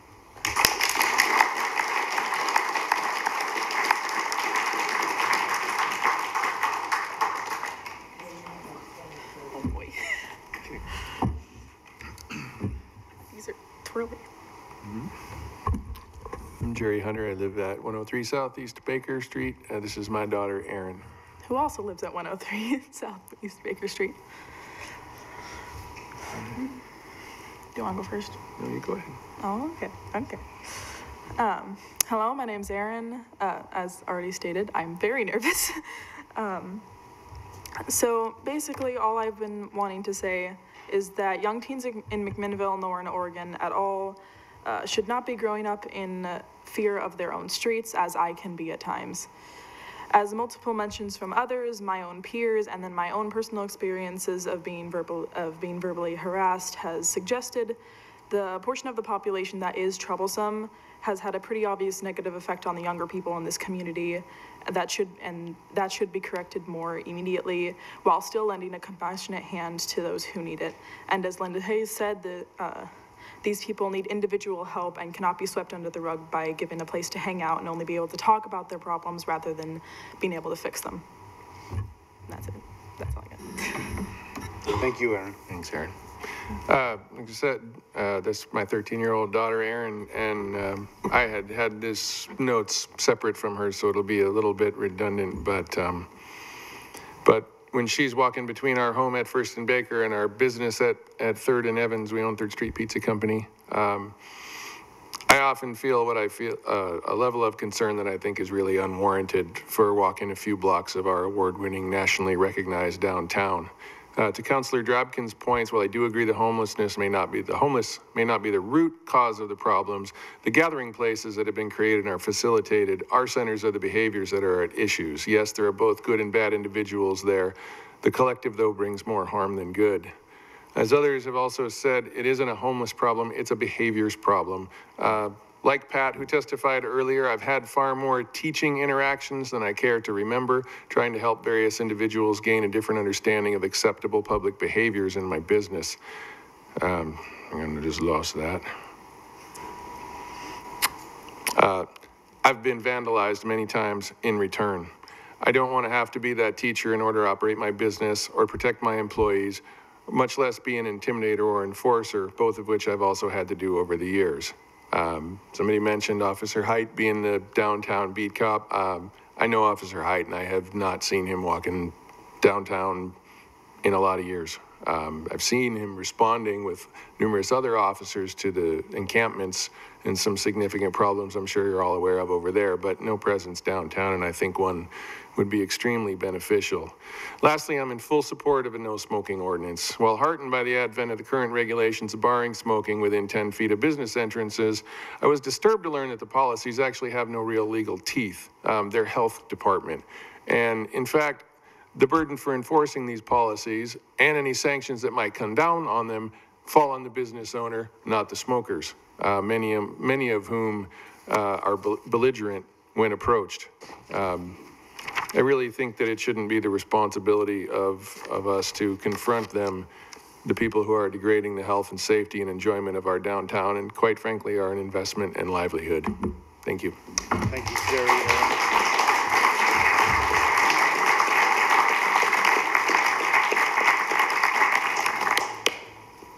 Good evening. My name is Israel Sanchez, and I am one who is homeless. I have been homeless for 7 years, and I am one who takes care of the First Baptist Church with the homeless. I've had anywhere between 2 and 60 people there with me in the evening. And I think sometimes, where do these people go to sleep? I have somewhere to sleep, but I still try to have them understand that they still have a life, they still have an opportunity to get a job, and they still have somewhere to live. You don't have to be here. But I've been there for 7 years today. The chaplain and everybody else who works with the chaplain agree with me because I volunteer to take care of that area. But every morning at 7 o'clock, I get between 1 and 40 people there. And I treat them equally as I would like people to treat me. You know, if they're Hispanic or if they're Anglo, I treat them equally. And as I mentioned, there has been a lot of disagreement and a lot of bickering and a lot of misunderstanding with a lot of people who go there with a lot of drug problems, alcohol problems, or just life problems, you know? And a lot of it is, I'm sorry that they have to sleep in a parking lot. I wouldn't want to sleep in a parking lot, and I don't think anybody here in this room would want to sleep in a parking lot. So we have to understand that what do we have to do for these people to move themselves highly in understanding in their mind that's going to say, I can do this. I can get better. I can get a job. I can have an apartment. I can have this.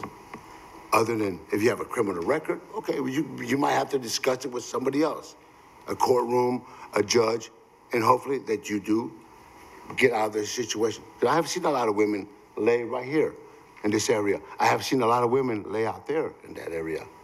I have not been there yet, but I know where they feel. Because every morning I'm there cleaning First Baptist Church because I volunteer to do this, but still help the residents that are around me, not just the homeless, but people who live there also. How would you want me to take care of this, to have them not scream, yell, argue, you know, how would I want to put it, relationship problems or whatever it might be, drug problems or whatever. How can we settle this in a sense to where they will understand that they got that opportunity? I don't see that opportunity out here today. I've been out here for 7 years. And every day I do what I do every day. I walk right by here, 6 o'clock in the morning, and go clean First Baptist Church and respect anybody and everybody who goes there. Everybody. I treat them the same if it was my brother, my sister, my mother, and my father. But the reality of it is, how can I help them realize that they don't have to be doing what they're doing? To have the community, the city, the community, well, how you only want to put it. We don't have to be doing this. There's a solution in everything in life. God says there's a solution in everything in life. But we have to realize and understand to work together. People who are basically in the city doing wrong, maybe we have to catch them and try to have them do right. If not, I guess they should be incarcerated. And I'm not going to disagree with that. Anybody who does wrong in your community, in your backyard, because I would agree with it and say, take him to jail. He's not going to understand. He's not going to do no better than I'm doing. But the reality of it all is to me, and I would hope that I'm trying to do. I'm trying to be a role model to these people. I mean, each and every day I try to become a role model. Help me sweep this. Help me bruise. My wife just last week was so proud that she grew flowers, and everybody got together and seen that. They're like, wow. So why can't they do it? Well, we need more help. I think a little bit, just a little bit more help from the community. But they also got to put their part, and I understand that. And I try to put that in their minds and their hearts and have them love to where they understand. I mean, we got Provoking Hope today, and they come there every day, you know, and they give them that love, you know, and understanding. And I have seen a lot of people go to them today. You know, my brother works there, and I had to and tell him, you know, help these people. I know they need help. We don't have to live in the streets here, but we know that there's more. I think more. I've lived here 35 years now in McMinnville, and I know there's more people here today than there is housing, and that's what hurts them. And that's what hurts. I talked to the housing authority, Alisa. I talked to everybody, and there's nobody. I mean, housing, you know, St. Vincent's, and they come to me each and every morning. What do you need? What do you need? What do you need? I don't need anything. All I need is one thing, for you to understand one thing. Show them a little love, and they're going to show you the same thing. And I try to do what I can, not just for me, and not just for the people, but for the community, to have them understand and realize we can do this together. We don't have to fight and say, oh, this community is against us because they took our bathroom away, or this or that. No, no, no, no. We have to show them that we can be responsible and take care of what we're taking care of. And then when they see that, as First Baptist does for us, and God, thank you for what he does for us with them, that they need to show a little bit, because like I said, I clean every day, and I want them to help me with that. And when that comes together, it's going to be a beautiful thing. And I know we're going to get rewarded, not by the city, not by the community, just by ourselves, that we understand each other, you know. And I thank you for your time, sir. Thank you, Israel. Everybody else.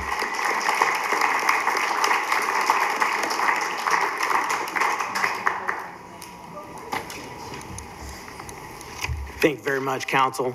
My name is Scott Cunningham. I am the owner of Community Plate Restaurant, as well as the president of the Downtown Association. I want to express my extreme gratitude to every single one of you for taking the time to listen to everyone this evening. And I think there's been a lot of really good, positive ideas. I wanted to just speak to a few things. One, Councilor Drabkin, you spoke to the Park Ranger program, in which in the first year that the MDA asked to join with the city was told, or the city told us that there was no current funding for that, and so that in order to achieve that, the MDA would need to come up with $10,000 to be able to support that program. We accepted that responsibility with the agreement that it would be a partnership for the years to come. We then continued to support that program an additional $6,000 every single year, including this year. Even though, and here's a question that I would ask of the Park Ranger program, even though it seems like the program itself has been reduced substantially, we do not see the Park Rangers as much as we saw them the year before and the year before that. Yet we're still contributing our $6,000, part of our share of that. So it is a blessing to be a business owner in this community, because we are supported heavily by our own citizenship as well as the people visiting us from afar. And I would say that it has been great to have Jeff Towery, who's become a little bit of a regular at Community Plate, but at the same time, we have a city manager who once again is downtown and participating, and I want to commend Jeff for doing that, and I see some great things going forward. With that, I know some people have spoken about the what it takes, and I like numbers too. My current payroll is in excess of $300,000. I employ 17 employees. Over the next 5 years, we will see our payroll go up over 30%, mandated by the state of Oregon. I also pay local farmers nearly $50,000. Our local utility company over $10,000. I pay plumbers, contractors, and I pay back loans to local banks. Community Plate puts a lot back into this community, and I can guarantee you that there's a lot of fellow business owners that do as much or more than I do. This is the commitment that we as the business community are making to you and the community to create a vibrant downtown. What I would ask, and what I think we have been asking, and I've been told from current commissioners, and I've been told from current employees that there just hasn't been enough passion in regards to the safety issues. That is unacceptable, because I myself have been in 3 city managers' offices telling them about my passion. And I would ask that what we are asking for is simply a plan. Something that we as a city can say, this is what we're doing. You know, I understand that there was a blue ribbon commission back in the day for, I believe, the gang activity that was happening. And I've heard this from other city members. We need to come up with a plan. Something that shows my membership as the president of the Downtown Association, that when I get asked what is happening, what are we doing, that I can say, you know what? As Kelly explained to us in a meeting, we have 3 officers in the pipeline. They're not quite there yet, but I think they're close. And that the city has made the commitment to hire 4 more beyond that. But I understand through talking to almost all of you that money doesn't just appear.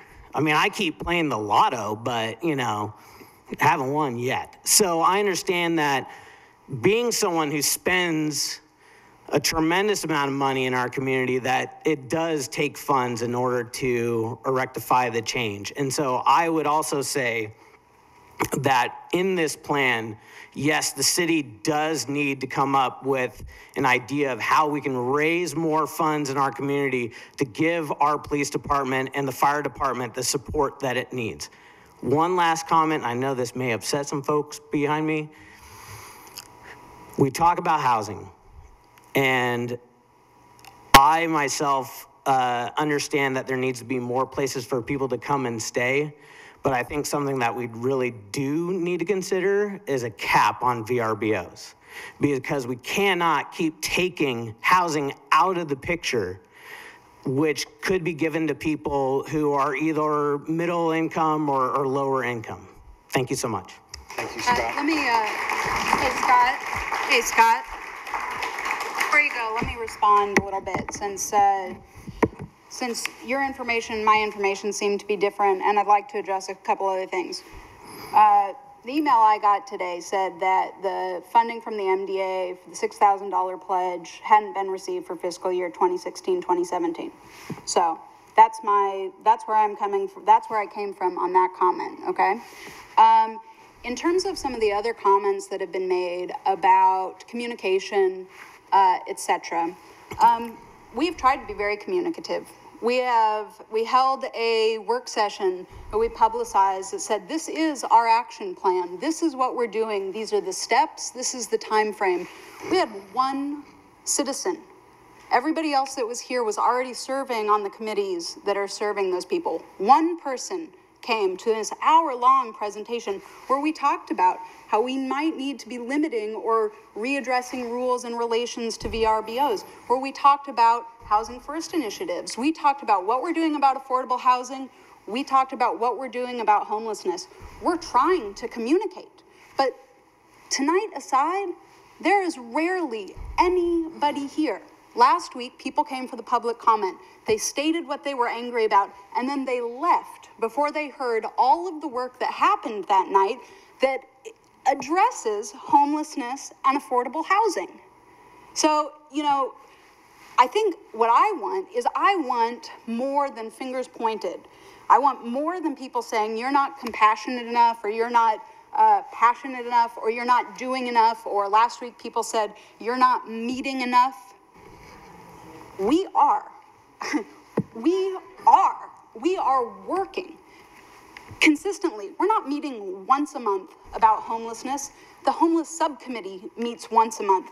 And then there are, from that, tons of communications and meetings that go on. We are working with the county. I sat down in Commissioner Sterrett's office and had an in-depth conversation with our planning director about bringing youth outreach to McMinnville so that we can start redirecting some of this. We are working on these things. We are working on them. We're working on them diligently. We're working on them wisely. We are not just throwing money at problems. And we are working on finding additional revenue sources for our police force. And when I use language like nuisance behaviors, that's the language that is used to the non-criminal activity that is happening downtown. So it's not to demean or degrade or minimize what the impact of those behaviors are. That is the language that is used. It's the non-criminal activity that is upsetting what's happening downtown. My last point is that, going back to numbers, the reason I'm passionate about putting some guidelines around this conversation is that what we know is in 2016, we had almost 1,200 homeless residents in McMinnville. In 2017, through the work of not just this council, but the many, many, many organizations that are working to reduce homelessness, that number was a little over 1,000. That's a significant reduction. So where I get passionate is when people point and say those people, and then they say those are our homeless. If there were 1,000 people down here, well, Scott, you and I have been to the Salmon Bake together at IPNC, which is coming up. That's 1,000 people. If there were 1,000 homeless residents in these couple of city blocks, it would look a lot different. And that's where I want to see clarification happen in this conversation, that we stop making this our homeless population, and we can then have a conversation about what's happening downtown, of which there is overlap with homelessness, and that we can keep working to address homelessness on a large scale. Councilor Drabkin, I hope you didn't misconstrue what I was speaking to, which was not about homelessness, which is about safety concerns and roadblocks to doing business. And I think you know about roadblocks to doing business because you had to open up another tasting room because you had roadblocks to doing business. So what we're dealing with are roadblocks to doing business and people feeling like they cannot get to our establishment.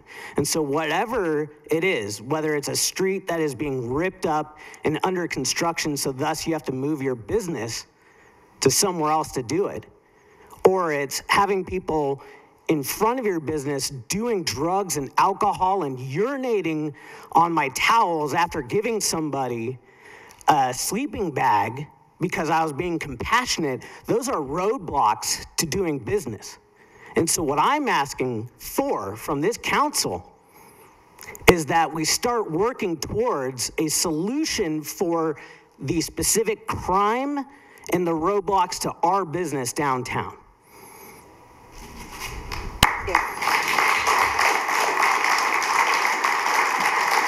Thank you, Scott. Hello. My name is Laura Van Hout, and I happen to be one of your homeless, as you guys call it. I'm homeless not due to something I've done, but something that my husband had done. So now I'm left homeless out here. And working with your guys' programs, which take time, and your shelter is only open 2 nights a week, your people that congregated down here was because of all of the spots that people found to camp became illegal to camp, so they all came down where they thought they could sleep. Okay, being out here alone as a 51-year-old woman who's lived in this town most of my life, it's scary. But you see, if you guys had a place for us to be, you wouldn't have to get to more police forces downtown. Police the area that you have the people at, that have a place to have a tent, you know, somewhere they could be, then you could police them. that area, and you wouldn't have all this homelessness down here, and you guys wouldn't have all the trespassing crap going on. People that need to be arrested need to be arrested. If they're doing something illegal, arrest them. But there are those of us that aren't doing anything illegal, that are being threatened of trespassing. I like to read a book at night. I go downtown where I can see. I'm not menacing anybody, but a lot of people I see coming out of them bars are sure being rude and obnoxious to all of us. So see, it's not just your homeless people that are down there drinking and being rude. I've seen many of the people come out of them bars pee on the side of the buildings. Yeah, I've seen them throw all their trash all over the place. But see, that's not the problem. Everybody says it's not. But I'm telling you, if you move your homeless somewhere where they have a place to be, and even on your warming shelter, you have to be out there by 9 o'clock. You have to take everything you own with you. Have somebody who is handicapped like me.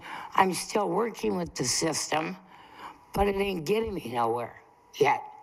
So I'm still out here homeless.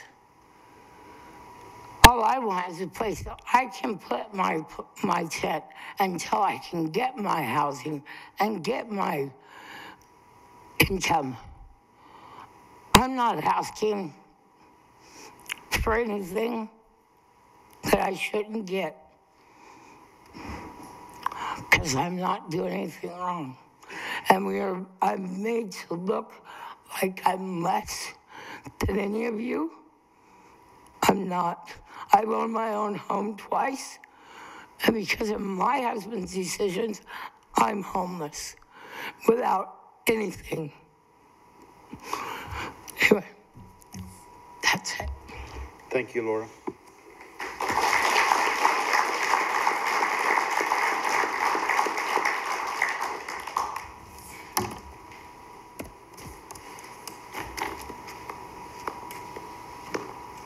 Howie?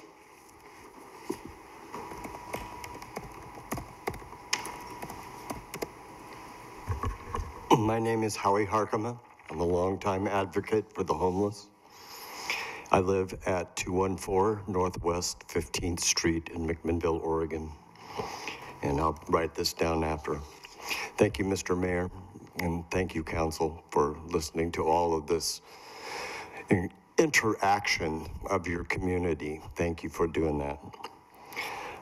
This is a tough subject, isn't it? It truly is. There are temporary solutions, transitional solutions, and long-term solutions to this problem. And it takes the entire community to rally together to make that happen. So everyone here in this room loves this community and only wants the best for our city. We all want our local businesses to thrive and to prosper. We all want tourism to grow and flourish. And for those who come here to enjoy this beautiful area of our country that we all get to live in. We all want our downtown to bring joy to those who walk our award-winning streets. We all want to raise our children and our grandchildren in a safe place for everyone. We all want a peaceful environment to live, to work, and to play. Every sizable town in the city, across the USA is currently dealing with this homeless issue. This is not just us. We're all in this together. We do as a community, where do we go from here?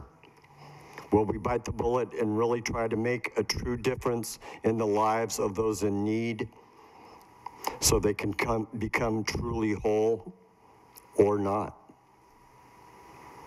I believe we have room to improve upon this situation with all voices being heard. Oregon currently is rated number 2 in the nation in not being able to shelter our greater homeless populations, or 49th in the nation in not having sheltering programs. That's not good. That means that Oregon is not supporting our homeless populations in most towns and cities. Where do we go from here? Both sides on this issue need to come together and collaborate with our city, our county, and our state to arrive at realistic community solutions that will work for everyone concerned, both for our community and for our homeless neighbors. Division will not allow this to happen and only generates negative feedback and attitudes towards the other side. We can and must work together for the betterment of all concerned, and I believe that time has come right now. So I'm hoping that from all of the discussions you've heard tonight and your Affordable Housing Task Force and your Homelessness Committee and all of those things and suggestions from community, that we can all rally together to solve these problems one step at a time, because they're all unique to each segment of this homeless population. It's not just one population. There's many factions within this population, and I hope that you take that to heart. Thank you for your time. Thank you, Howie.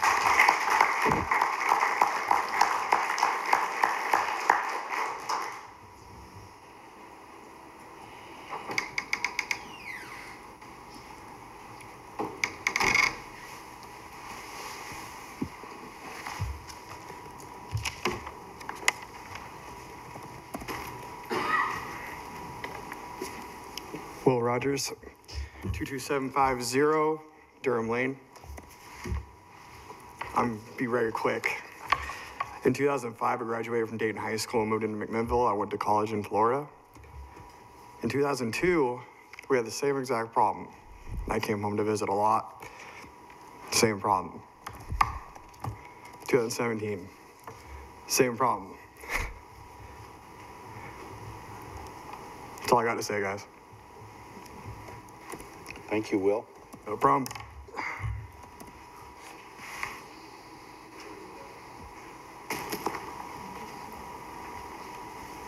Hello, I'm Rosaline Stone. My office is at 315 North Evans, across from Red Fox Bakery. Howie, I want to totally support what you said. We've been fighting this battle since the 70s. It's pretty damn frustrating, I'll tell you. I think we treat animals a lot better than we treat people. Dogs and cats, they have some opportunities. We would get close since the 70s. I was a supervisor at the health department. I'm a psychologist now, nurse practitioner. Been talking to people on the streets for years, been on all the various committees, and I want you to know how frustrating it is.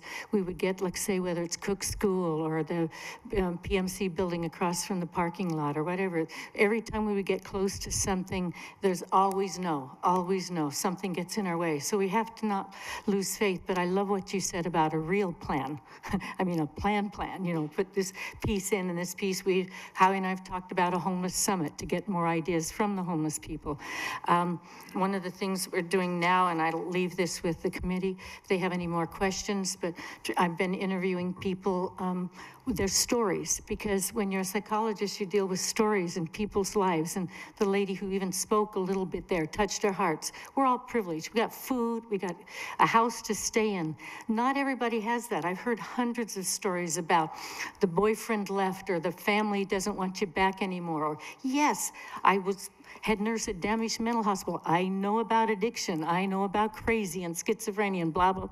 But please, let's not harden ourselves so much that, like I said, we treat the animals a whole lot better than we treat people. And yes, it's frustrating for business owners, but we can do that. We can help each other. We can help people. We're not a bunch of meanies around here. We're not a bunch of hard-hearted, you know what. But anyway, I really like it. If we could get a plan, I have to get my courage back since it's 70s, the 80s, the 90s, the 2000s. Oh my God. Let's let McMinnville do it. Don't be afraid of people. I've been at the night where people stay at night, the stories. I wish you could, every one of you here, talk to people. And I think a lot of you have. The policemen have. A lot of people know some of the stories. Yes, there's a lot of bad stuff. You know, Yes, I'll agree with you, and I'm going to step away now. I just say, I want to have courage myself. I want you to have courage, and somebody make a difference, because I'm getting a little tired, and I've only been at it 40 years. But I don't see a whole lot of change.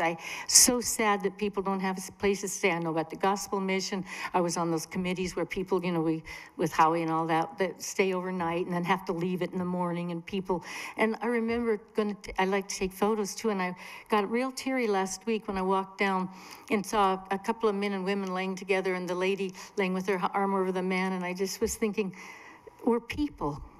We're talking about people here, and I want a good business. I want to protect every business owner, fine. But we're talking about people, for God's sakes. I don't even care if you're religious or not religious. We are our brother's keeper a bit, and I want to be more respectful to the policeman. I want to see something happen, not just yabba, yabba, yabba. So excuse me for a little frustration after 40 years. And then here you can take a look at this, because every man a story, every woman a story. And honest to God, when you know some of the stories, you know, you want to see people be able to sleep at night. Good God. Anyway. Provide that to our city recorder, and she'll make sure it gets to all the councilors. Thank you.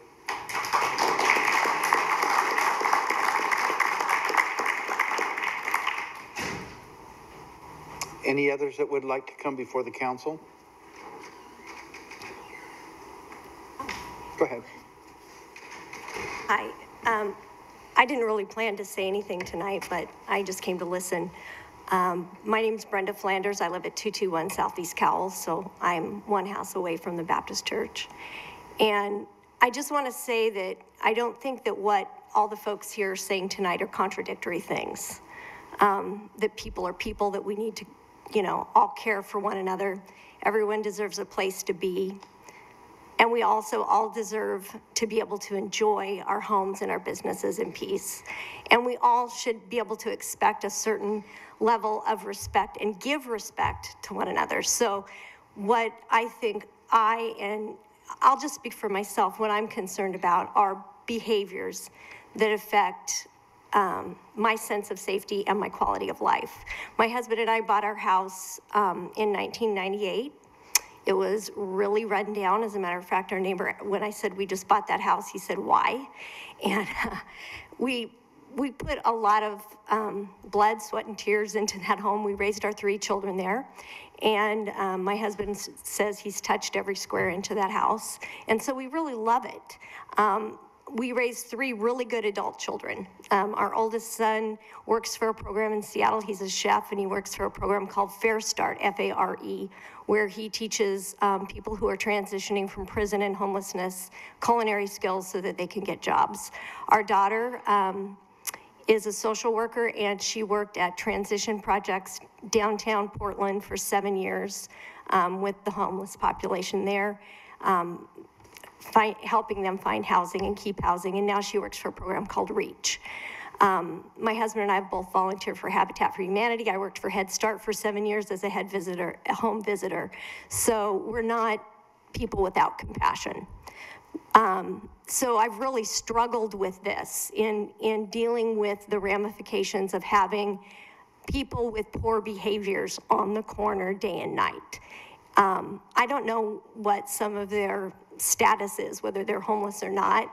I think probably many of them are, but we've had people parking in front of our house and camping in their cars for 10 days at a time. We've been told that they'll tag the car, but they have 10 days. We've watched them doing drug deals out of their car. I was really naive at first. I thought it was their friends coming to visit. And then I saw what was happening, and we found hypodermic needles in the grass. We get awakened several times during the night with fights, foul language during the day. I'm really happy to hear that a lot of people haven't been harassed or felt threatened, but I, as a woman living really close to a lot of folks who just hang out in my neighborhood day and night and know whether I'm home alone or whether I'm not, and when I'm coming and going. And you know, I struggle with this as a person who I feel like, you know, I'm very liberal politically, and I feel like the root of this problem is kind of when everything was privatized as far as mental health treatment and drug treatment and prisons. And, you know, now we have folks who aren't on their medication, don't have a place to go, can't get treatment. Drug and alcohol treatment's very expensive. I feel really almost embarrassed by the privilege that I have to live in a beautiful home that's mostly empty now that our children are gone. If I could solve it, you know, I would, as I know all of you, you know, but this is a multifaceted problem. And I appreciate so much the efforts of the church to help, but I feel like this is a much bigger problem than they can handle. When folks are all together, what I see happening is a lot of coming and going, drug dealing, a lot of really negative behaviors happening, and not among, you know, obviously not all the folks that are there. This has really been, the last 4 years, we've had a lot of folks in the courtyard, and then it's just kind of exploded. At first, it was kind of just local people. We'd say hello as we walked by. They were friendly. They just needed a place to hang out. Then we started getting, you know, I started having, well, really negative experiences when I would say hello, things that would be said back, or, and it got to the point where now I just kind of walk by with my blinders on, trying to avoid confrontation. And I'm doing struggle with myself all the time because I do see these people as human beings. But I also would like to be able to enjoy sitting out in my yard, having dinner at night without listening to fights. I mean, you get the picture. But I just want you to please remember that if this problem goes away from 3rd Street, where commerce happens, that doesn't mean that people in the community aren't still being affected. We've really thought recently of selling our home and moving away, and we don't want to do that. Things have gotten better since the churches have put in more regulations about time, you know, folks not being able to stay overnight and that sort of thing, but they need help. So anyway, thank you. Thank you, Brenda.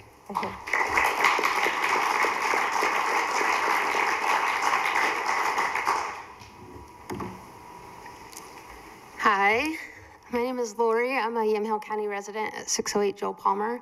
I volunteer for the Saturday morning breakfast that happens here at the co-op every Saturday. My favorite breakfast place is Community Plate. My favorite winery is Remy Wines, both locations.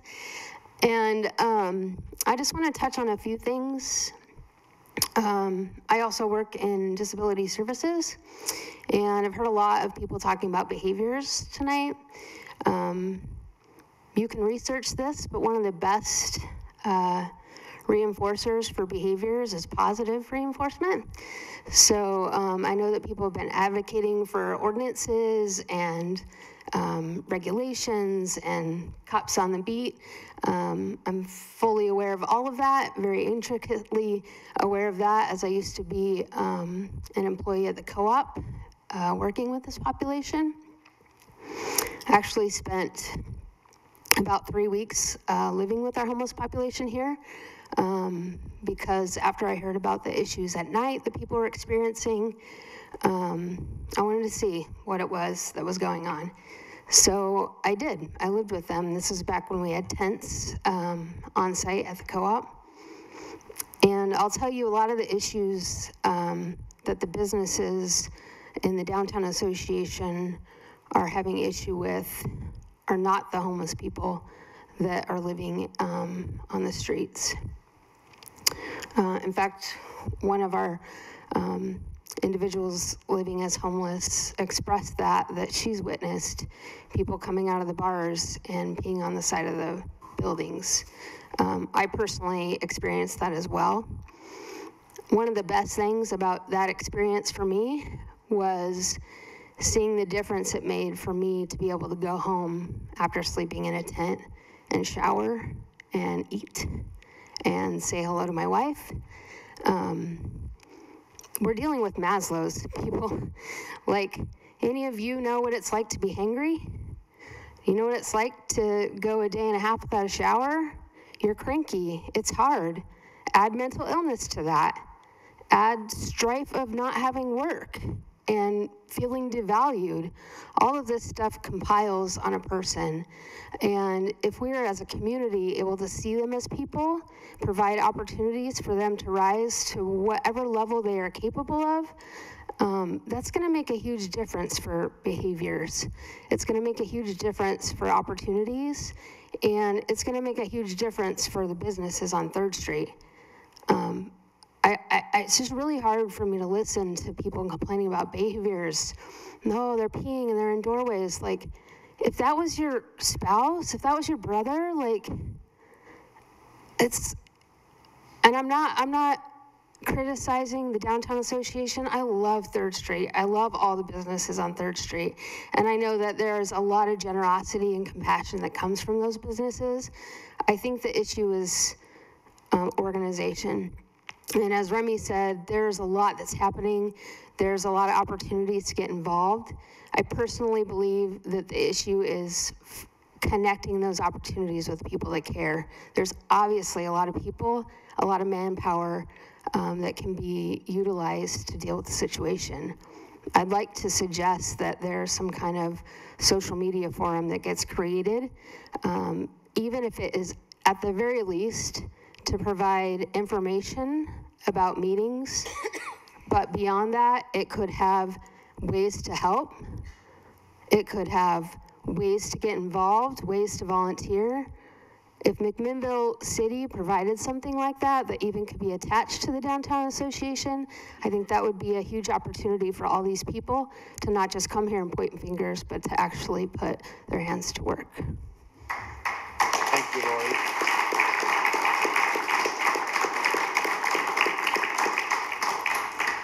Any other comments for the council? We have a fairly long agenda tonight still to go through, but may I just take a few moments to thank you for coming out and spending the evening with us. This is a multifaceted area that we've been working at, and we've had an opportunity to hear you. We've shared a little bit with you. We have some phenomenal committees that are going on right now that have brought more players to the plate in a short period of time than we've had countywide in a long time. I'm very excited about that. More long-term and medium-term that really gets to the roots of what we need to be doing.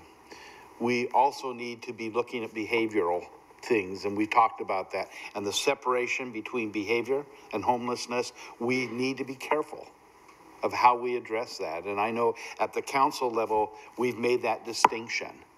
And we are going to move forward with many of the comments tonight. We will debrief as a council. You're looking at a council that just didn't sign up to be a city councilor.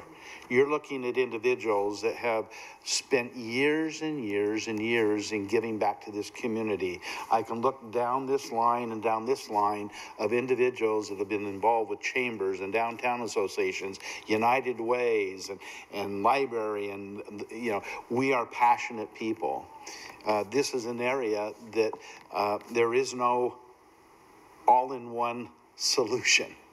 Cities would have found that a long time ago. And so indeed it is an individual approach. We will solve this. I'm confident that we will solve this as we bring the partnerships together and as we logically and carefully work through this process. A lot of passion around the issues, and I appreciate that. A lot of learning tonight by just listening. To address a few of the things that have been said, communication is very important. We try to do everything transparently. So if you want to know the agenda or the meeting, go to our website. We've got it all there, okay? It's there for any of you to participate.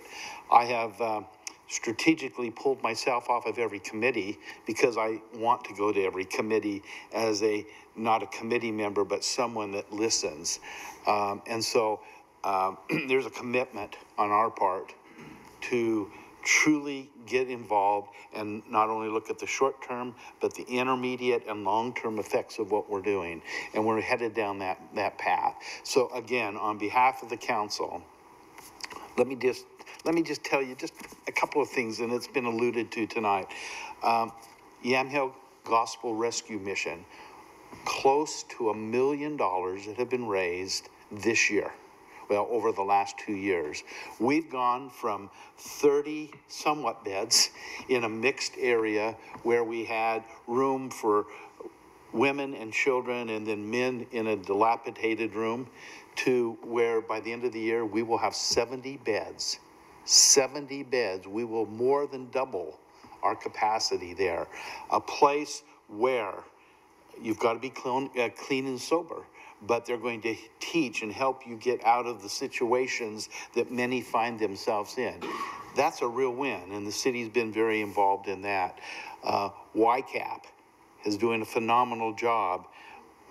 The county, we're talking to the county and providing for the homeless that are veterans.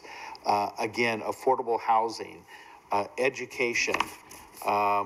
Again, so many things that we are looking at right now. We will continue this process. We will do better at communicating through the newspaper and the other sources where we are and what's happening. I can promise you that. So again, thank you for coming tonight and sharing your very varied perspectives to help us. We're much better today for having listened for almost the last 2 hours, and it'll give us a lot of fuel to move forward. So again, thank you.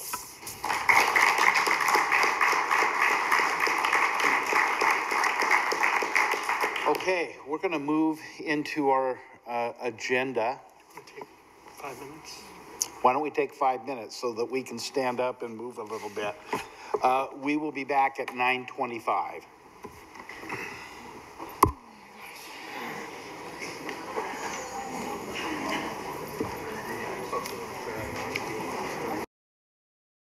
A consent agenda and 2 resolutions we'll go through very quickly. We have some obligations and we just barely have a quorum, so if you can bear with me. Tonight, the consent agenda considers a request from the Allegory Brewery for a brewery public house licensed at 77 Northeast 4th Street.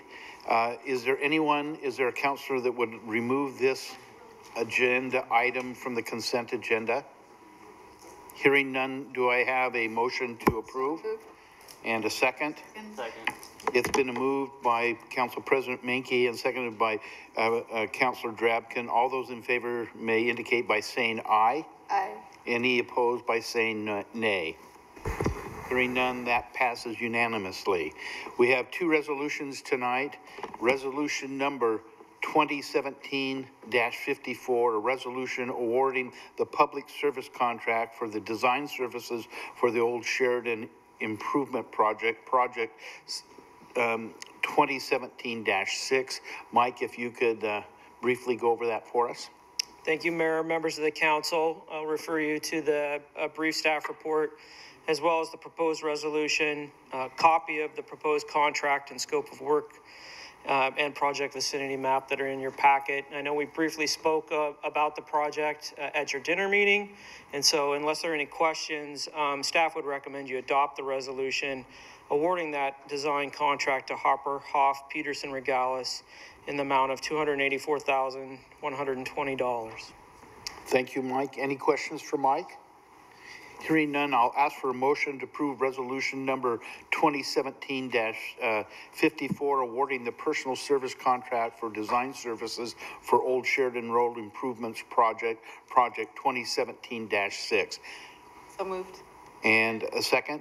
It has been moved by Councilor Stassens and seconded by Council President Menke. All those who are in favor, please signify by saying aye. Aye. Any opposed, signify by saying nay. That resolution passes unanimously. Resolution number 2017-55, a resolution approving the acquisition of property for the Hill Road Transportation Project. Mike, if you could update us. Thank you, Mayor, members of the council. Once again, you have a brief staff report in your packet from project manager Larry Sherwood that outlines the proposed properties that we're needing to purchase for the Hill Road project. Also included is the proposed resolution and copies of the deeds. In total, we're purchasing property and easements from 5 parcels, totaling $43,650 plus closing and escrow costs. We would ask that you adopt the resolution that authorizes the city manager to execute those deeds and purchase documents and allows us to proceed with the purchases. Thank you, Mike. Any discussions or questions for Mike from the council? Hearing none, I'll ask for a motion to approve resolution number 2017-55, approving the acquisition of property for the Hill Road Transportation Bond Project. So moved. It has been moved by Councilor Garvin and seconded by Council President Menke. All those in favor, please indicate by saying aye. Aye. Any opposed by saying nay? This resolution passes unanimously. Okay. Mr. Mayor, we're going to pull the ordinance from tonight's agenda and bring it back to the council for first reading at the next meeting. Okay. I know that we have commitments tonight, and so if anyone at this point needs to leave, feel free to. I think we'll just go down, and any reports from council that need to be shared. Adam, anything that you would have need to share with us? At our August BICOM meeting, we should have all the numbers for our new system, so nothing right now, but next month should be good. Okay. Kelly? Just update from Visit McMinnville. They're going to launch a feasibility study. They're all excited about it. They came and talked to us here at the council about it. They're just going right along, gangbusters as always. So okay, it's a fun committee to be on. Remy? Affordable Housing Task Force meets tomorrow at 10 a.m. Thank you. At the Community Development Center. Good. Wendy? We haven't met since the last meeting, so no updates, but we should be the first Wednesday of the month. Okay.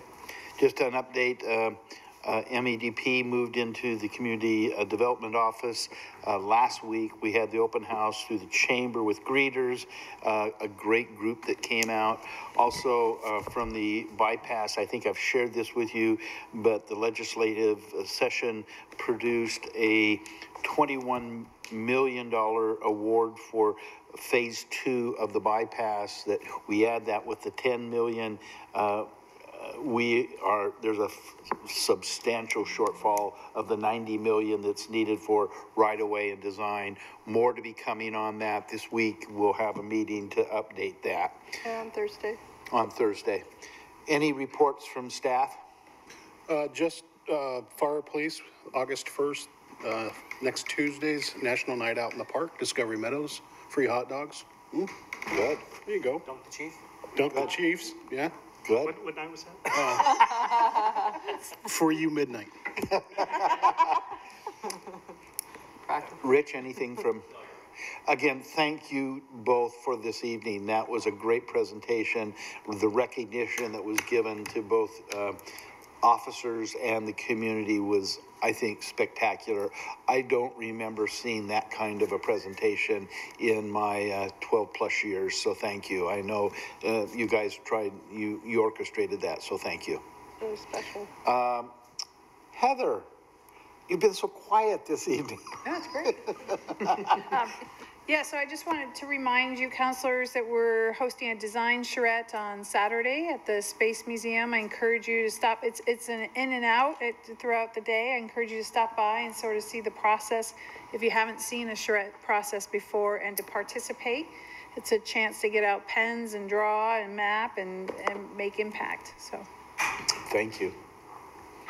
And then is it Thursday that we have the wayfinding community meeting?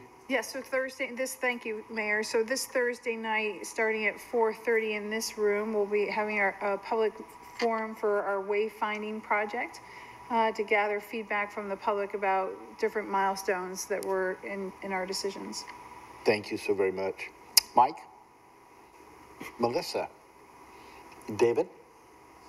Jeff? Nothing to report, Mayor. Okay. Again, a part of your report is the cash investment report. We will go ahead and dismiss our meeting. Thank you.